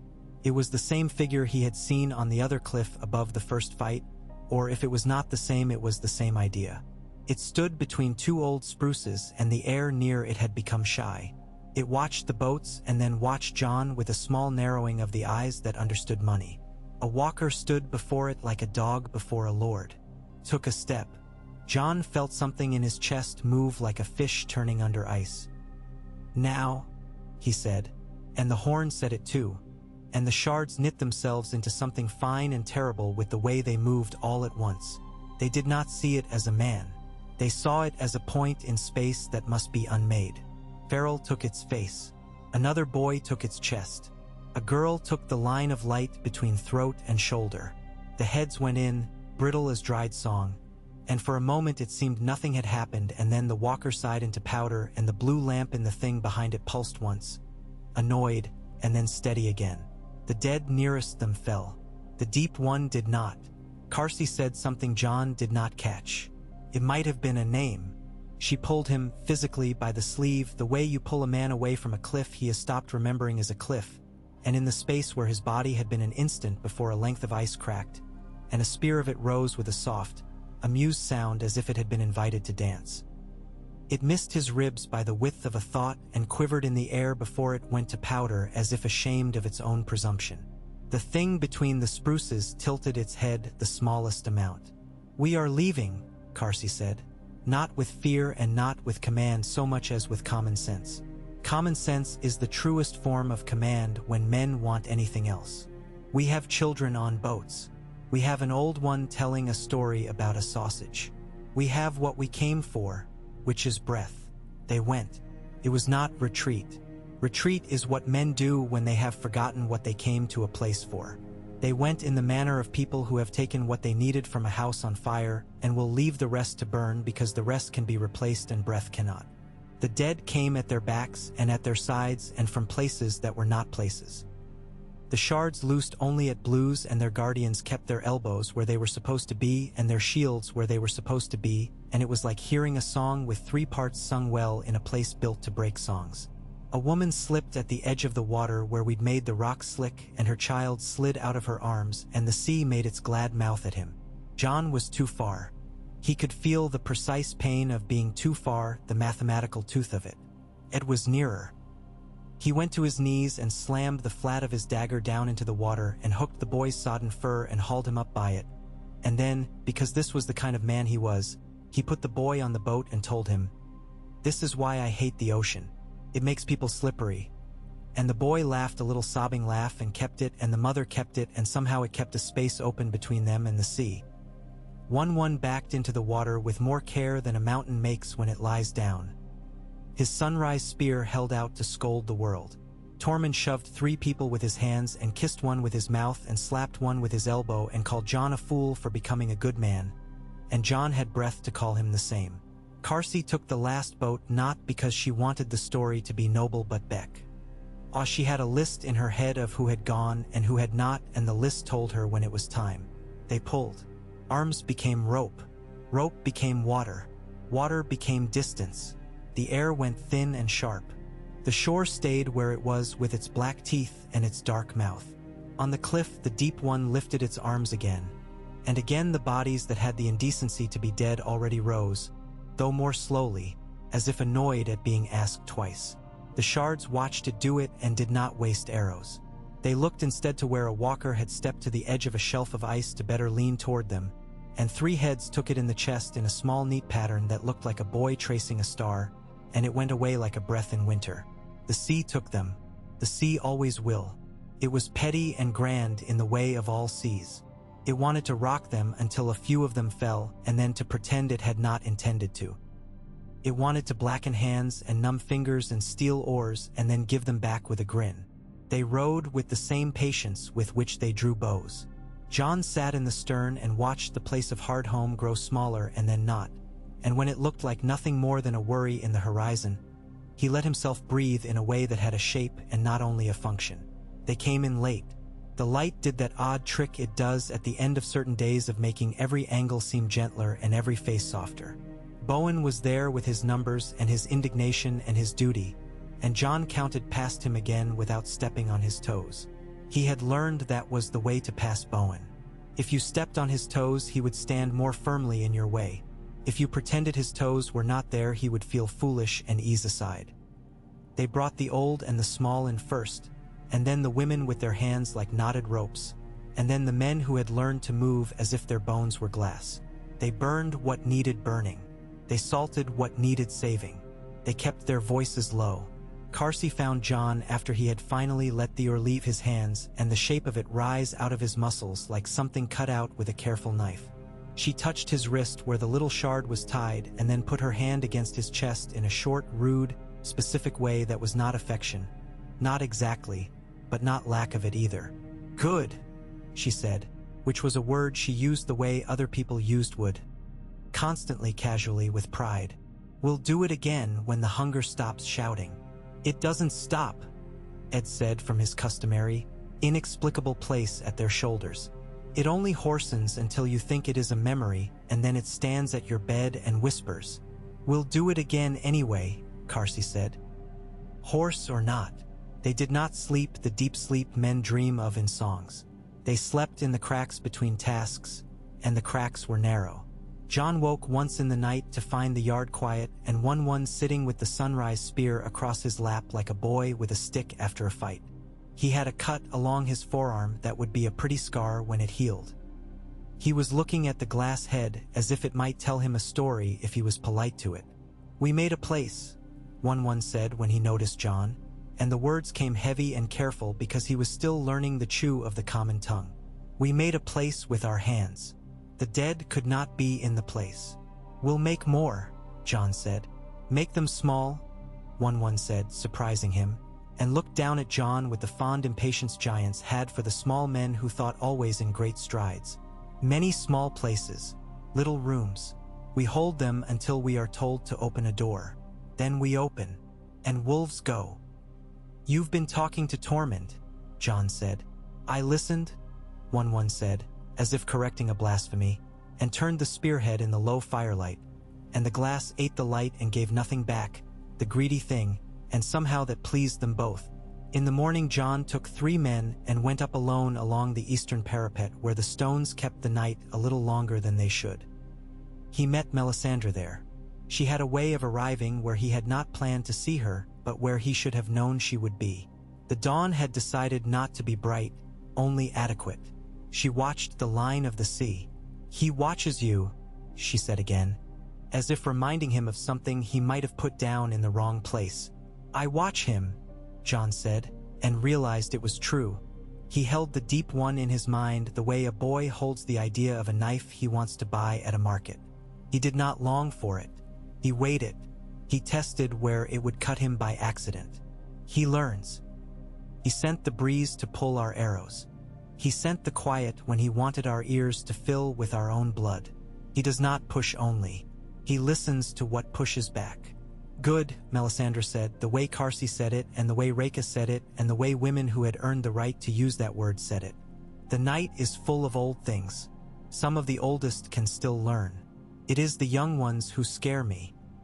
He looked down and saw the shards at it again, stringing and loosing. In the far corner, Reka bound a head into a long split with her knuckle between the turns to make sure the pressure was right. Carsey's boy stood in a shirt too thin for the cold and forgot the cold because his fingers remembered the fletching. Farrell lifted his bow and 3 other children lifted their bows with him, not because he commanded them but because their bodies had learned the same rhythm. John felt something like love without romance, and it warmed him more than the wind allowed. He went to Castle Black that afternoon because a Lord Commander must be a Lord Commander in more than one place, even if he would rather stand where the sea meets stone and watch the line of blue he has learned to hate. The ride along the base of the wall had the odd quality of moving very fast while seeming not to move at all because the great white line beside him was an insult to motion. He came in to find the same old arguments awaiting him, like hounds who think they are greyhounds and jump as high as they can, tongues out, teeth not sure whether to bite and ashamed of the uncertainty. Marsh had collected grievances like a hedge collects leaves. They were wet and stuck and made a smell, and yet to his mind they had dignity. They took a sack of onions from a cellar that belongs to a man in Molestown who had not given leave, he said, beginning in the middle as if he had been speaking for a while to someone else already. They set up a cooking fire in the storeroom. A woman struck a builder. A builder struck a woman, Othel Yarwick said, tired, and the woman was better at being a builder than the builder is at being a man. She's repairing the lintel she broke when she hit him. Leave it. They sing, Bowen said, horrorized in that special way that only men who have forgotten how to sing can be. They laugh at night. They're alive, John said. No one who laughs keeps a knife under his tongue. I like having fewer knives under tongues. We didn't swear to build a town, Bowen said. We swore to hold a wall. Stories already run in the South that the Watch is become a village. He looked at John with something that might have been pity if it could learn, and might have been contempt if it had read a book. Nights are long, Lord Snow. When they are long enough, men forget what they are for. Nights are for listening, John said, and kept his voice close to him so that it would not think it had permission to fly. Listen, the dead are moving. They test the rivers. They see us at Hardhome. They will come where we are thin if we let ourselves be thin anywhere. If I could magic food into the mouths of men, I would do it and stuff you with pie until your eyes watered. I cannot. I can only put the living on the safe side of the knife. That means putting them behind the wall, not in front. It means making them love this place even though they hate us. It means teaching their boys to shoot and their girls to bind glass while their women argue with Yarwick about lintels. Bowen wanted to say something brave and wrong. He wanted to name the thing he would throw himself on to prove his heart had iron in it. He looked at John and saw nothing he could cut that would make him a hero. He swallowed it. You will break our oath, he said instead, which is what men say when they need the ground they stand on to feel special. You will make us what we are not. What we are is what we choose in the cold, John said. We chose to live and keep others living. The rest is garnish. When he left the hall, a thin young builder with hands stained black to the wrist by pitch stood waiting for him, chewing his lip. My lord, he said, not ready yet to say Lord Commander because Lord Snow was the name the yard had for him and he liked it better in his mouth. When we wrap the heads at the neck with leather, if we rub a bit of tallow on the leather, it keeps the sinew from biting it, and the whole binding lasts a dozen more shots. Reka says so. I thought you'd want to know a small good thing. I do, John said, and he put a hand on the boy's shoulder and felt the bony edge of it and thought that he should be eating more and then remembered there was not more to eat. Tell Reka she was right. Tell her I said so, and then tell her I will say it to her myself this evening. He stood in the yard afterwards, until his breath had made a little cloud common to him and the men around him. He heard the clatter of practice, and the peculiar sound the Dragonglass sometimes made when it entered ice cleanly. Not quite a crack, not quite a thrum, more like a thin little cheer only the glass knew how to give. He thought of how a blade like Longclaw could kill a walker and how there were not enough Longclaws in the world to satisfy how greedy death was. He thought of Valyrian steel, that temper made in a hotter, older time, and of men in far places polishing old swords while not knowing what they were gilding. He thought of sending words to men who would not read, of kings who would not listen, of girls who would, and of how the world might turn not on crowns but on the right hand, learning the right length to split a shaft. In the night the horn blew once. The single blast was mercy, a ranger returning.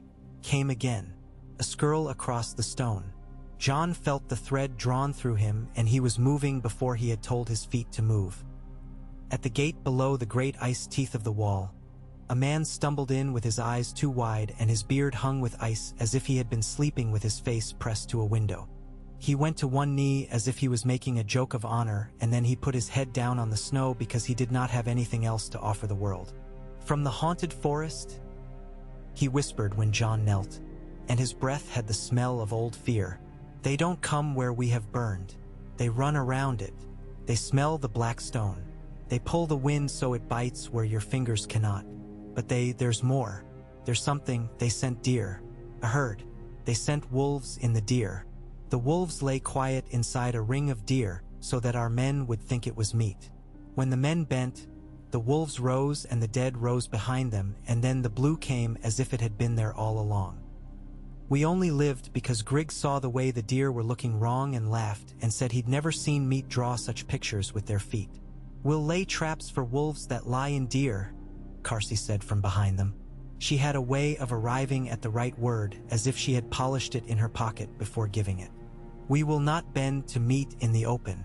We will move the meat to us." John looked at the shards line. He moved them in his head to where they would be if men came running back through the trees laughing because disaster had had to change its plan and it had not liked it. He looked at the place at the base of the wall where Ed had hung a pot from nothing, a hook he had contrived out of a bent nail and a spite, and where soup would be if the gods were generous and water would be if they were not. He felt the shard knot against his wrist and pressed his thumb to it and felt the bite, the promise. The day had work in it like stones in a road, and he had good boots and did not fear the walking. Word from Eastwatch brought news of a whale beach south, outside the gift, the meat not fit yet to eat but fit to render, and men were already on the shore with knives as long as a boy's leg scraping oil into casks while gulls made democracy of flesh. Another raven from Queen Celis with a hand that was not hers, Melisandre's, perhaps, or one of the Queen's men with their little faiths, reminded John that a king's justice is a thing he should remember when he played with nobles' fates. He folded it. He set it down. He lifted a Dragonglass spear, not because he would throw it now, but because a hand sometimes needs to remember the weight of the work it has promised to do. At dusk, in a yard gone purple with cold, Farrell and the other shards loosed a volley at a straw man someone had put a blue glass bead into for an eye. All three found the bead as if it had called their names, and the bead broke with a tiny sweet sound. Carsey's boy yelled as if he had seen something he wanted to marry. Reka shook her head and pretended to scold them for wasting perfection. Tormund told Ed he had seen a man who could piss farther than that, and Ed said he had seen a man who could complain longer, and they agreed they would both die of envy. John felt the way a song lives in a body after a song has been sung and wondered, briefly and dangerously, whether this could be what hope was when it learned it was allowed in the yard. Night stretched itself on the fields. It did not come in a rush. It came like a cat content it would be fed and unafraid of being struck. Men took the watch with the same relief a man feels toward a heavy blanket when his bones are singing.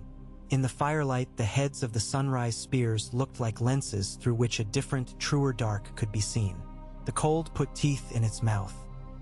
John sat with Longclaw across his knees and the shard warm against his wrist where skin had taught it to accept a little of what men have. He thought again of the Deep One, the one that had lifted his arms and made the dead remember promises they had not made. He felt, just at the edge of thought, that it was thinking about him the way he was thinking about it. Ancient things can learn, Melisandre had said, so can new-made ones. He would make himself new and new again until the lesson stuck. Carsey came to him, not to speak, only to stand a while where he was standing.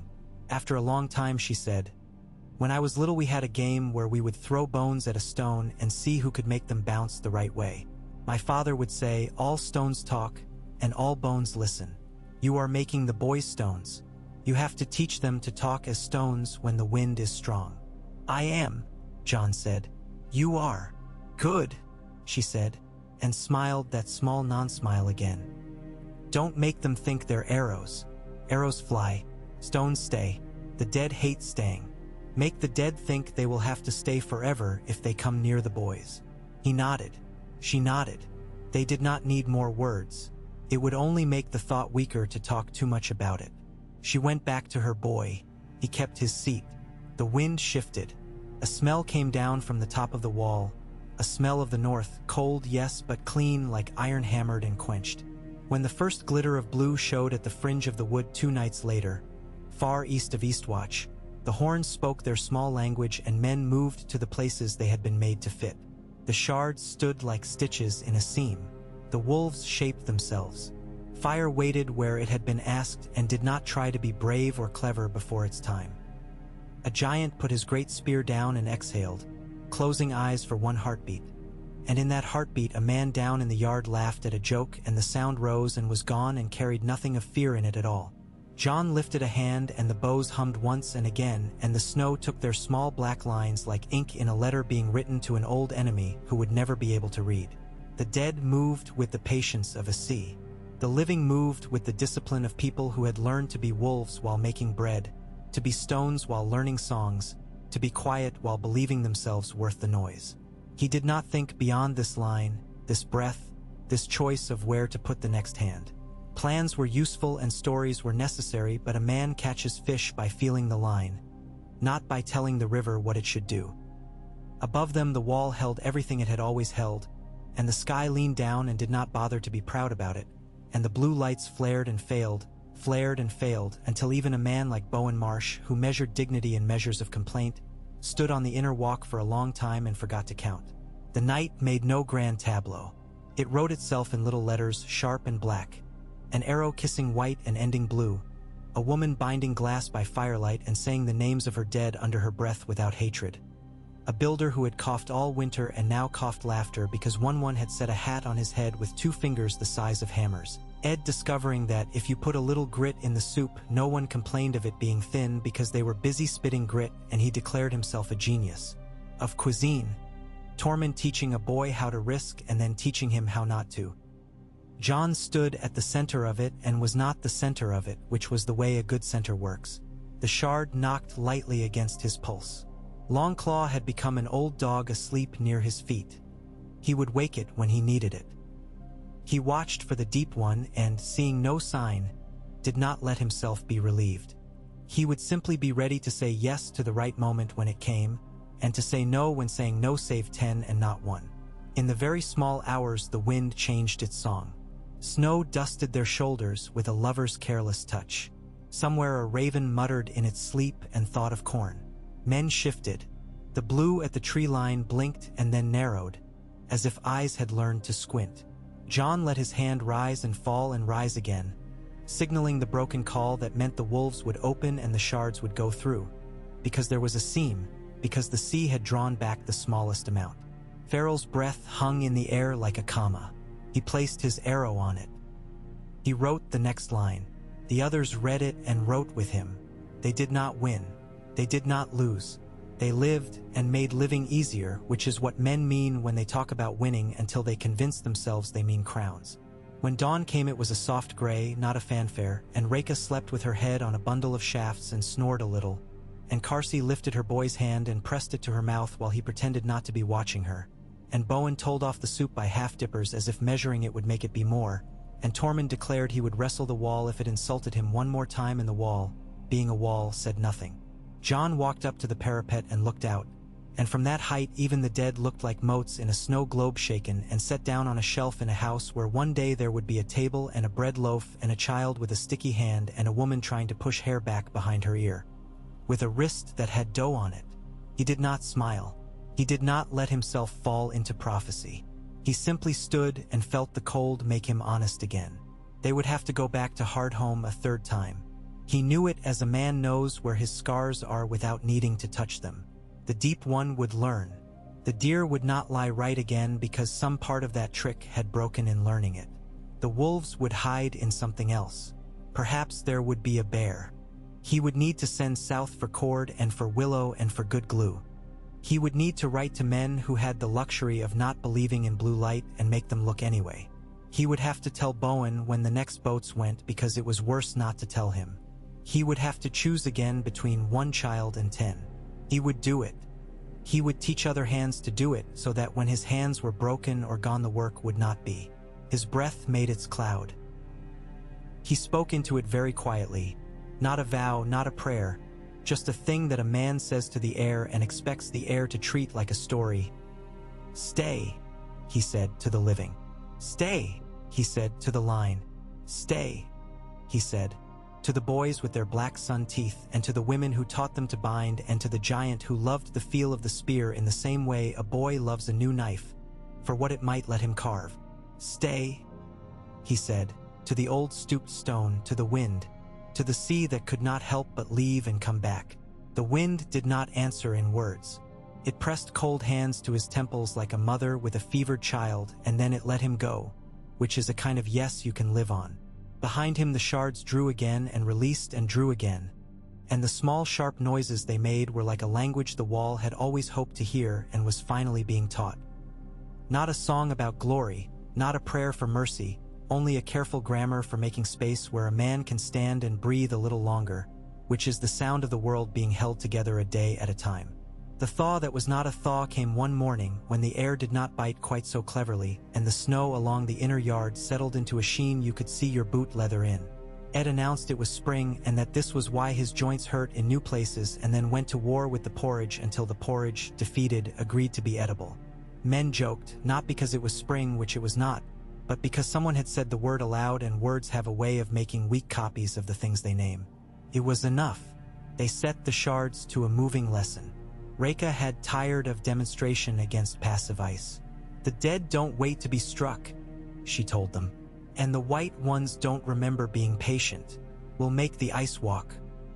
She sent Pole and 2 others to rig a frame with ropes and slats and a skin stretched across an old sledge runner.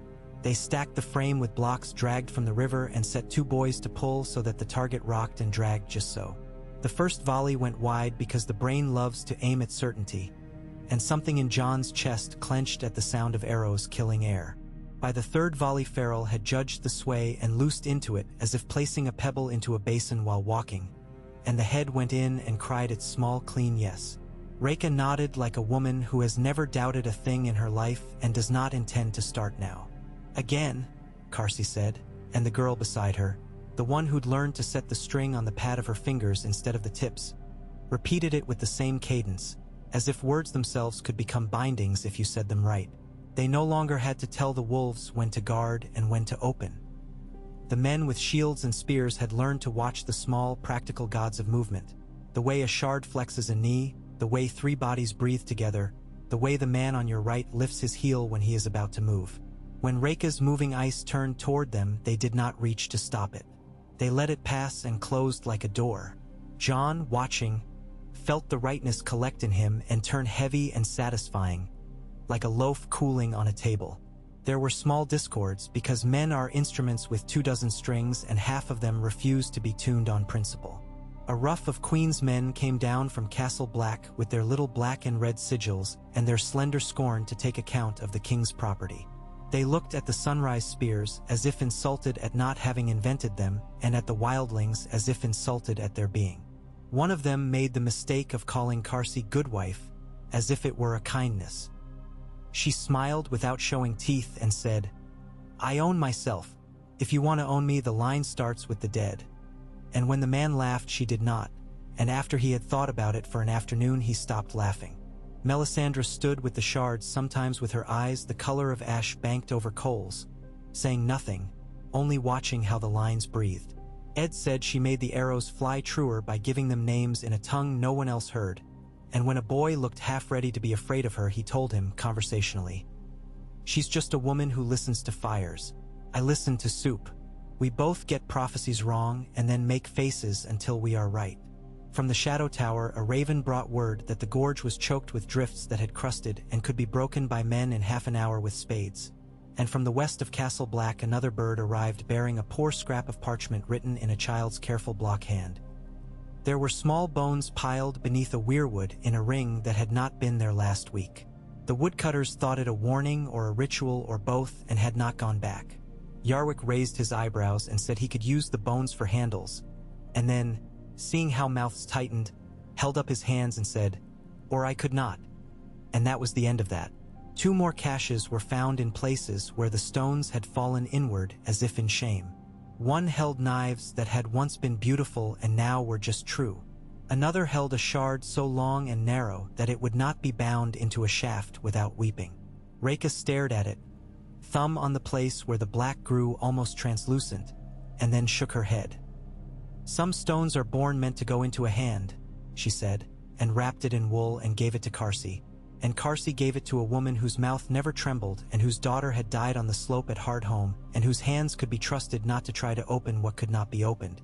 They began to speak of the Deep One, because even men who do not like omens will name the thing that stalks their dreams if it will make the next dream seek a new path. For Ed it was that blue bastard. For Tormund it was the Cold King or Old Ice Prick. The Thens did not give it a name, as if withholding a word kept a part of themselves back from it. Karsi would spit into the fire if anyone sounded as if they meant to speak of it at length, and if a boy asked her what she thought it was, she would say, "A thing that will break like any other if you put enough pieces of sun through it." And then she would put the boy to oiling a bowstring so he did not forget his fingers were for making things smooth. Scouts did not return twice, and on the second not returning John went himself, because there are losses a man cannot bear to delegate. He took Ghost, who had kept his distance since the yard had filled with too many smells, but who came now with his red eyes intent as arrowheads. Ed came because Ed comes to everything a man should not, and Farrell came because he was learning to take first steps wherever he could, and 2 Thens who had once been proud of walking silently and were now proud that the shards could do it too. He left Karsi at Eastwatch because the shards do not go where their mother goes when it is the unkind place. They stay and make the home into a mouth full of teeth. The haunted forest wore itself in layers that day. New snow like spun sugar over old, and under that the black moss frozen soft, and under that a long damp that would be mud in any season that believed in mud. Ghost melted where trees let him. The men melted where they could. The sky forgot to shift, so the light had no direction. John marked the trunks with his eyes as he passed and learned the lines of their scars, a way to return by memory if the world changed when they looked away. The first scout was in a drift by a fallen poplar. His eyes were open and rimed with white, and the fingers of his right hand had clenched around a lanyard that had been cut. The cut was clean and precise in a way Wildlings are not. John closed the man's eyes with a gloved thumb and did not take his name from his belt because the living could say it louder. The second was 10 paces away, upright against the trunk of the poplar as if sleeping. He had a smile on his face that made John angrier than any curse would have, a young man's delighted surprise at some last moment that had revealed itself as a joke on him. "Tracks," one then said, a whisper that was not a whisper. He pointed with his chin. There were deer prints, neat as writing. There were wolf pads inside them, literal, as if the deer had worn wolves for shoes. John thought of the scout's report and felt the little inevitable beauty of the trick even while he wanted to bite it in two like a stick. "We burn those who wore these men," John said, and the Thens nodded as if it were a philosophy. They cleared the drift with their hands and made a little oily fire that took as if it were glad to be asked. The smoke rose straight and then paused as if listening and then went on. Ghost turned his head once, and the hair rose on John's neck to match his. They were not attacked in the trees. That itself was wrong. They were allowed to come back with the dead they had found, and John did not choose to call it mercy. "They wanted us to see," he said to Ed later, when the yard had closed around them and the smell of pitch made the air stick to their throats. "They wanted us to know they could hide inside anything we want. They should hide inside our complaints," Ed said. "We have so many, we would forget them and they would die of neglect. I can't feed this porridge a single one or it would choke."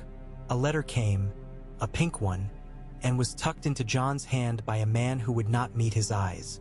The wax had been broken and closed again by a hand that knew what secrets know, that they only feel important when more than one person is keeping them. John did not break it himself. He carried it to his tower room and set it on the table and stood with his hands flat and the little shard's thong pressing a mark into his wrist. He looked at the letter until it looked like nothing, until his breath made a fog above it, until the idea of the words in it became simply that, an idea, a trick, a deer with wolves in its feet. He picked it up and read. The words were the same cruel nonsense no matter how you held the page. He folded it and slid it under a horn bowl of obsidian flakes. The world could wake those words if he let it. While they were asleep under black glass, they belonged to a future he could postpone. It did not matter that the letter had been sent. It mattered what he could do in the strip of day he had to work with.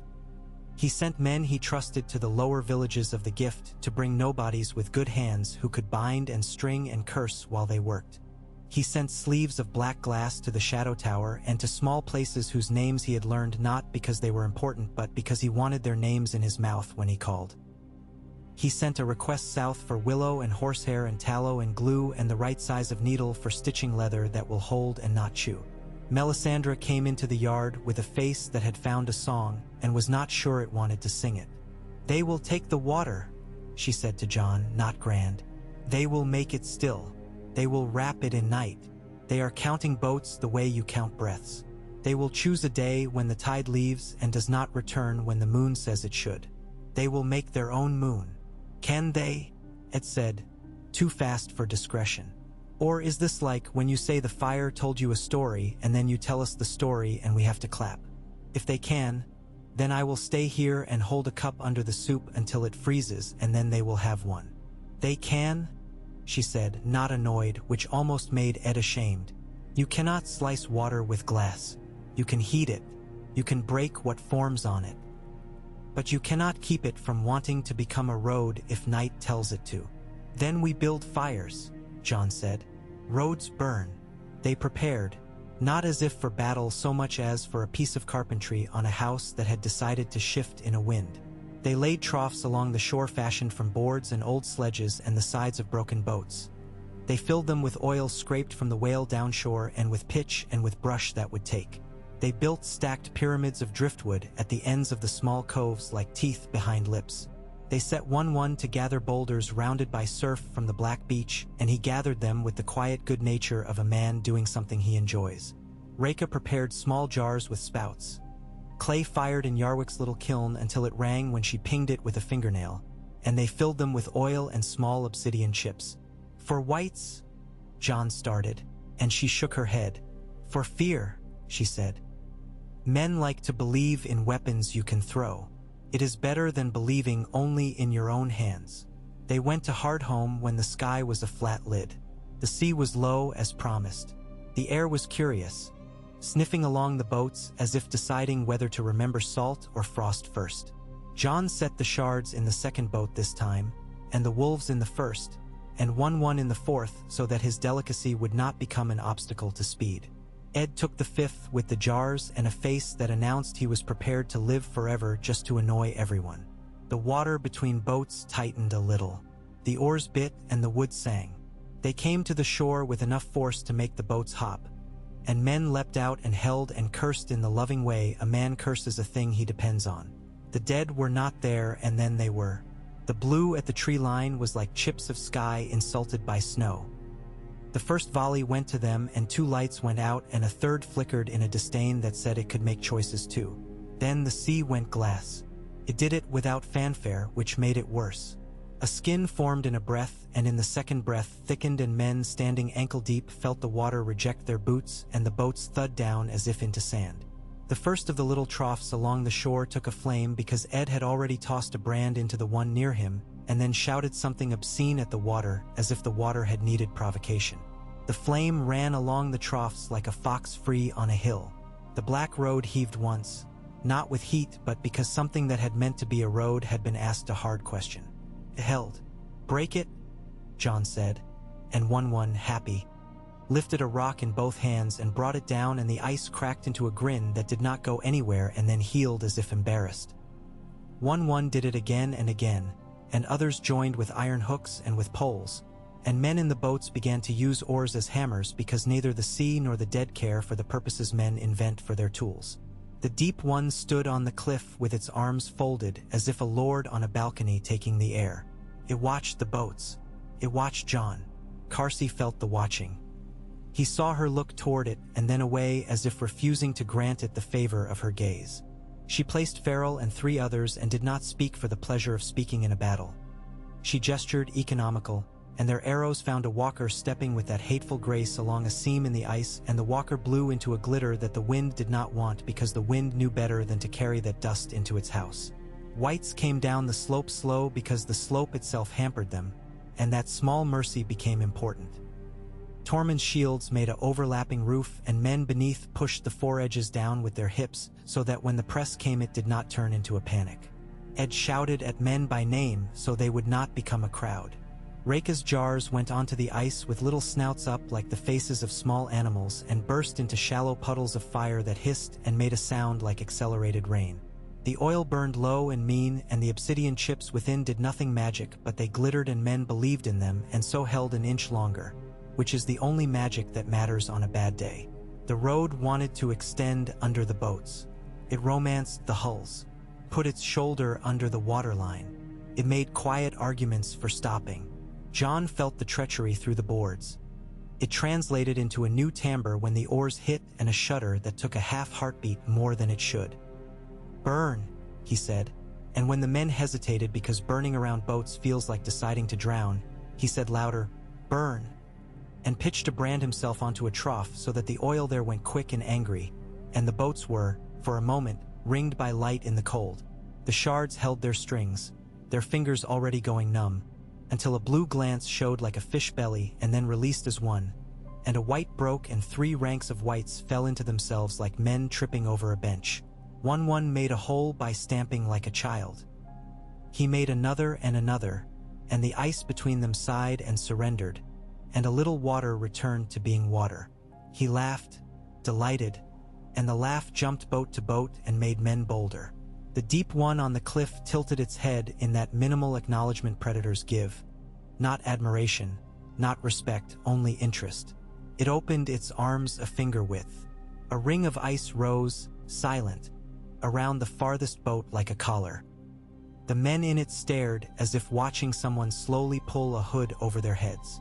John pointed. Carsey did not need to see where to understand, and 3 glass points struck the walker that had been a shadow in the tree line, and the ring fell away with a sound like a string breaking and water slopped into the gap in the most homely, faithful way.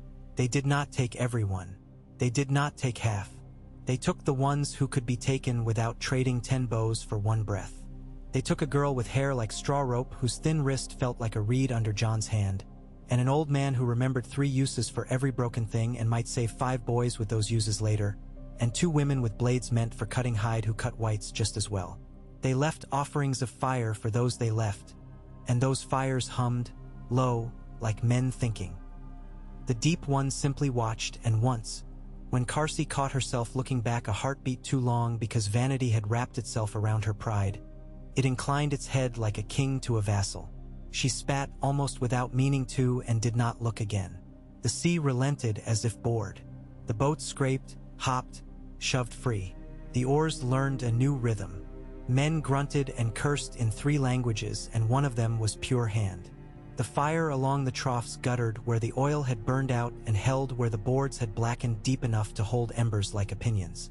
The ice tried a last expansion, and then snapped in tired places. Ed discovered he was laughing and did not stop himself. Ghost, who had been a white flicker along the rocks, appeared in the stern and sat as if he had rowed 2 and thought little of it. Bowen watched them come in with that particular hatchery of expression he had made into a personality. He looked as if he wanted to disapprove of men living through a thing and could not decide how to shape the disapproval so that it had dignity. John passed him with a remark ready, and then did not use it because Carsey's boy was beside him grinning like a creature who has never seen water take a man and refuses to accept that it could. And there are moments when you choose to avoid souring milk with a pinch of ash. They ate.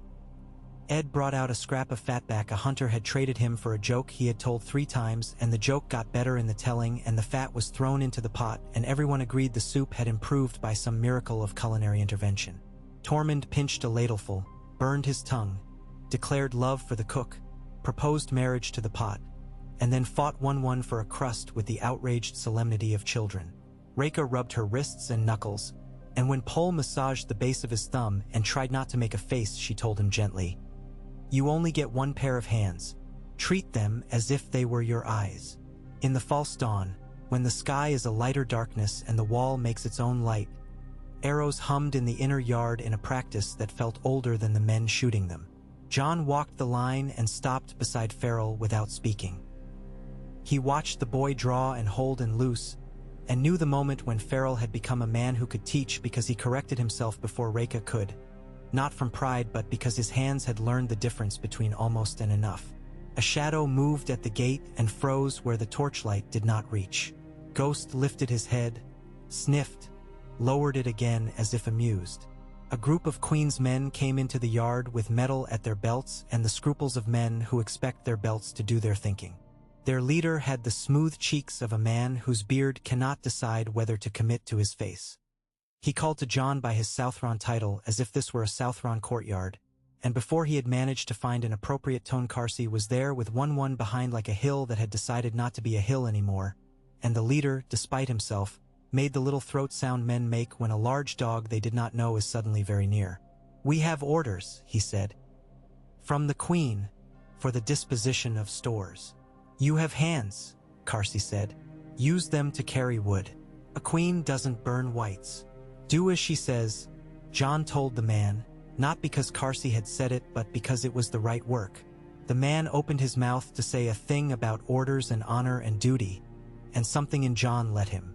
The words came out and fell in a neat line in the cold. John nodded. "Yes," he said. "Now the wood." Later, alone with the letter again, he let it weigh his palm without voice and then took it to Melisandre and set it in the coals of her brazier. The pink turned a treacherous gray and then a thin paper white and then became nothing.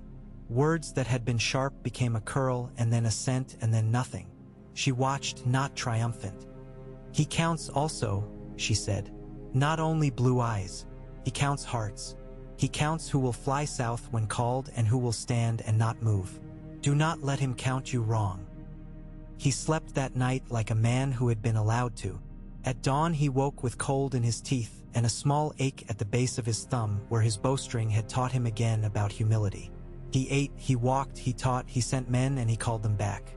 He kept in his mind a list of things that would break and put beside it a list of things that would not, and he was careful which list grew faster. The Deep One did more than watch. 3 nights later, a fog came not from the sea but from the trees. It was a thinking fog. It arrived in a series of little gifts, pockets, that set themselves down in the yard and around the shore and between the sheds. It muffled steps and then amplified the sound of breath so that men turned, thinking someone else had crept up on them, and found only themselves. It dimmed torches to the color of old blood and turned the sound of fire to a wet whisper. "No," John said very softly, and the shards responded to that word as if it were a call, not to shoot but to listen. Pole put his palm on the ground. Reka set an arrow on the string and did not draw. Carsey hissed twice, a little private language for her boy to keep his head, and her boy did. One set his spear down in the earth and leaned his weight into it so that when something bumped the fog and became a shape, he did not have to think before pushing. It was a bear, not a live bear, not even a dead bear in the honest way a dead bear is dead. It came half sideways, dragging something that had been a foreleg and now was a club of meat. Its eyes were neither blue nor anything that could be called a color at all. It made a sound like a rope that has been pulled through tar too many times. Ed said, from behind, "I do not like this soup." With awful composure, and Carsey's boy breathed, and Farrell loosed into the space right above the bear's ruined snout where a blue would have been if there had been a mind in the creature. And the arrow went through and the head shattered on the far side, and for a moment nothing happened, and then the bear collapsed as if someone had taken its name away. "Learned thing," Reka said. Whether to the bear or to the boy, no one knew. "They'll send wolves and deer, and bears with no eyes, and later something none of us have thought of. Good. Let them teach us." They burned the bear and added stones to the pyre as if the bear might change its mind. The fog retreated slow, sulky. The Deep One did not show itself on the cliff that night. Men did not cheer at the absence. Bowen found John the next day by the gate where the icicles dripped long as a man and tried his argument again, the one he kept in his pocket where other men kept bits of string and small knives. "You are breaking us," he said without preface. "You are turning us into a steading that thinks with its stomach. The watch eats the hunger. It does not feed it. "We are becoming a thing that wins slow fights," John said. "We are becoming the kind of men who can stand in fog and solve a problem without a shout. We are becoming alive enough to be worth mourning. If you think the wall cares whether we skip our porridge, you have mistaken what the wall is." He did not add that what he was breaking were certain old habits of pride that had kept men warm the way drinking keeps a man warm until it kills him. "You will be stabbed for this?" Bowen said, almost tender, as if predicting the weather and regretting that he had to. "Not by me. I am not brave." He said it with a flatness that was its own kind of bravery. "But by someone who believes the oath is a god and you have insulted it." "Then the god can take me," John said. "After this is done. Not before." They turned the shards into an order without vows because vows would burden boys who had to grow as quickly as summer grass. They chose a mark. Not a sigil, nothing that would challenge the black of the watch, but a narrow leather band around the right wrist. A band with a single slit cut in its edge so that the thong of a shard could pass through and sit exactly where the pulse beat. Farrell, blushing, tied Carsey's boy's band. Carsey's boy tied his with hands that did not tremble.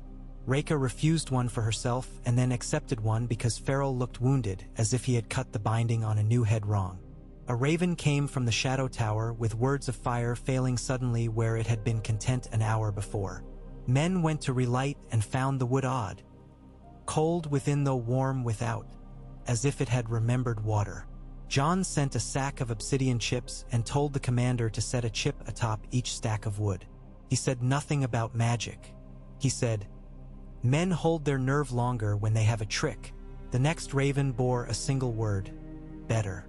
On the fourth night after the fog, when the sky had become the cold iron of a forge gone quiet, they heard a sound like a hand pressed hard against a drum and released, over and over. It called it the sound nightmares make when they are late for work. The blue at the forest's edge blinked in an odd pattern, not an attack but a counting. John felt Ghost's shoulder brush his knee and saw one's head turn slow as winter sunrise toward the sea. There, beyond the black teeth of rock, the skin of water tightened again. It did not flash to glass. It thickened like fat in a pot forgotten away from the fire. It moved inward as if deciding to join the earth. John lifted his hand. The horns did not blow. Not yet. He would not tell the night what it already knew. "Fire low," he said. "Hold the high." Pitchlit troughs were manned and men learned to crouch without making their pride a noise. Carsey had the shards draw and hold until their shoulders began to ache. And she walked along the line and with the lightest tap at an elbow set a hand right again so the ache would be useful and not merely pain. Tormund breathed like a bellows. Ed said, to no one, "I wish someone would invent a more cheerful enemy." The first walker came skating along the new skin, not using its feet so much as asking the ice to remember how to be hard beneath it. 3 heads took it in the chest.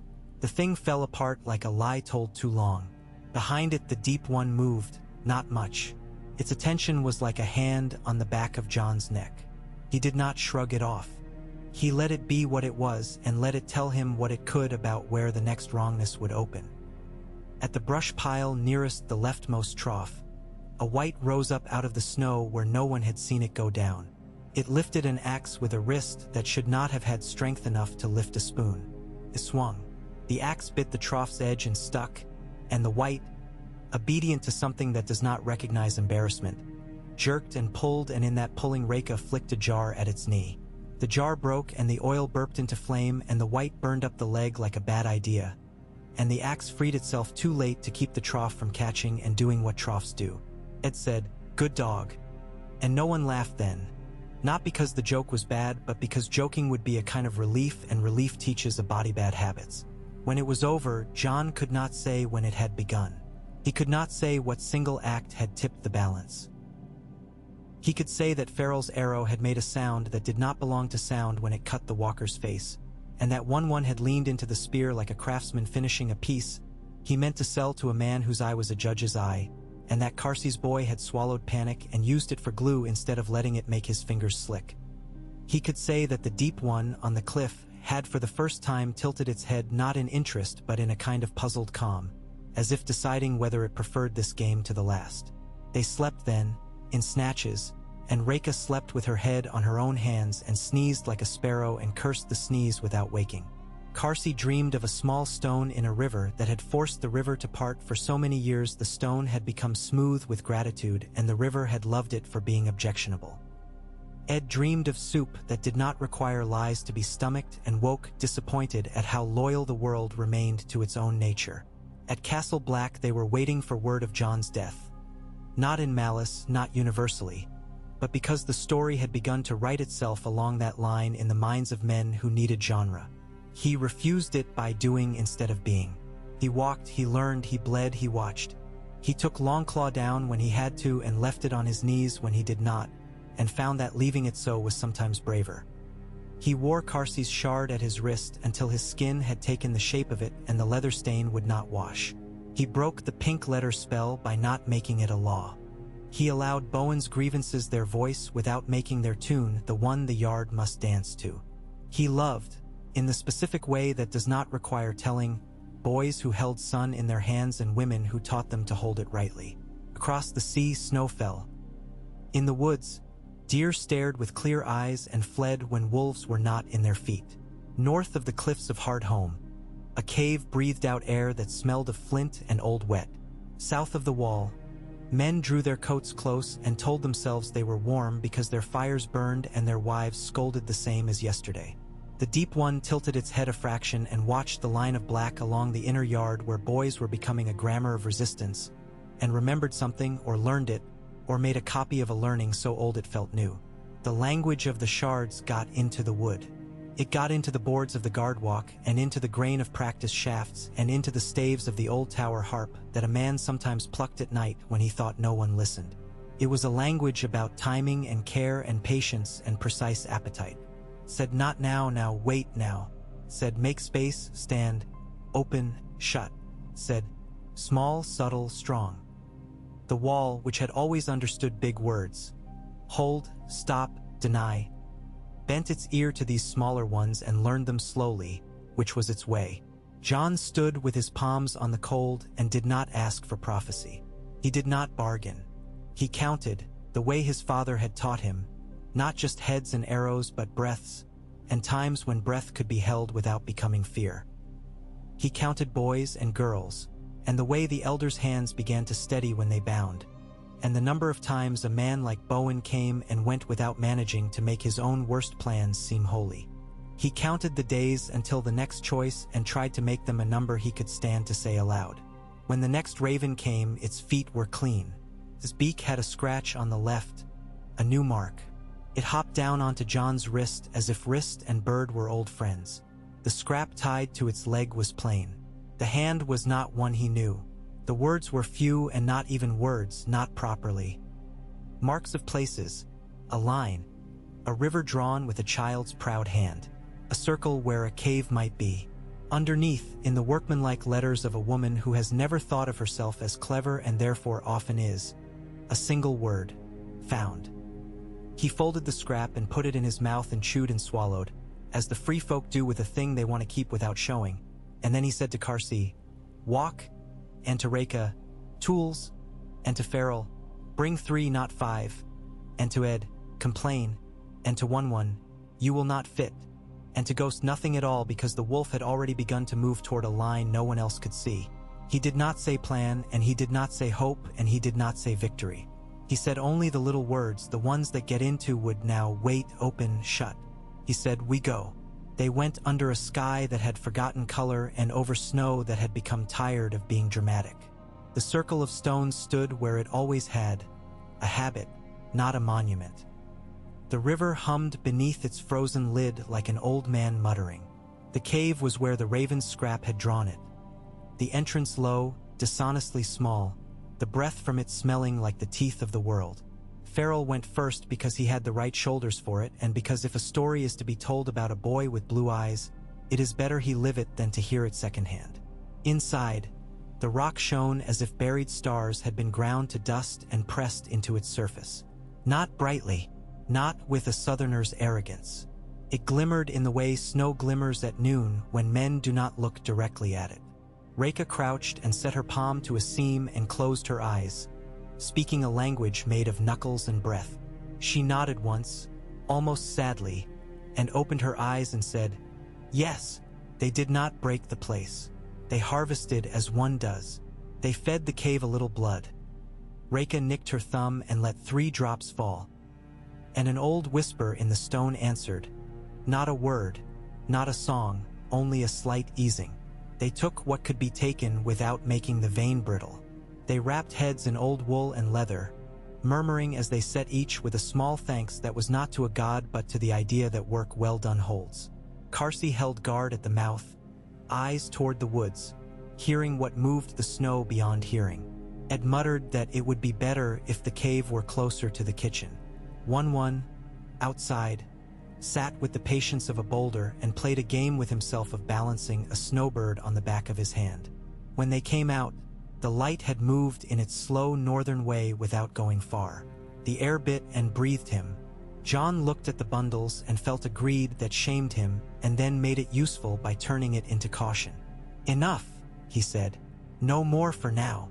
"We could take another," Farrell said, almost not asking. "We could," John said. "We will later. We'll let the cave remember we were gentle." They walked home with their shadows long, which felt like a kindness.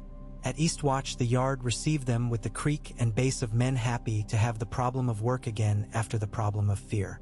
Reka laid her new shards out like a mother setting infants in a row. Karsi leaned her forehead against the post where her boy had carved a small clumsy mark with a nail, and left a breath there for him to find later. Ed mislaid the best knife and then found it in exactly the place he would have put it if he had wanted to lose it, and said the gods were mocking him personally and he did not mind. That night John slept with a weight on his wrist that was both promise and threat. He dreamed he was splitting a shaft and could not find the right length, and Reka was scolding him, and his father was saying the wrong lesson, and Karsi was tapping his elbow with a knuckle until the binding sang instead of screamed. He woke with the lesson in his hands, which is the only way a lesson becomes real. He rose and stood at the top of the wall and watched the far dark and did not speak to it. The far dark did not speak to him. Between them there was a grammar now, and a song slow as the turning of a millstone, and a small sharp language that got into the wood and the bone and the men. He did not call it hope. He called it work. He called it breath. He called it tomorrow, which was the modesty of the brave. He went down into the yard where the shards were already stringing against a sky as flat as old tin, and he lifted a hand and did not need to say anything at all. The bows hummed, the arrows kissed ice, and the small clean yes of glass doing what it was born to do stitched another inch of the world together where it had been torn.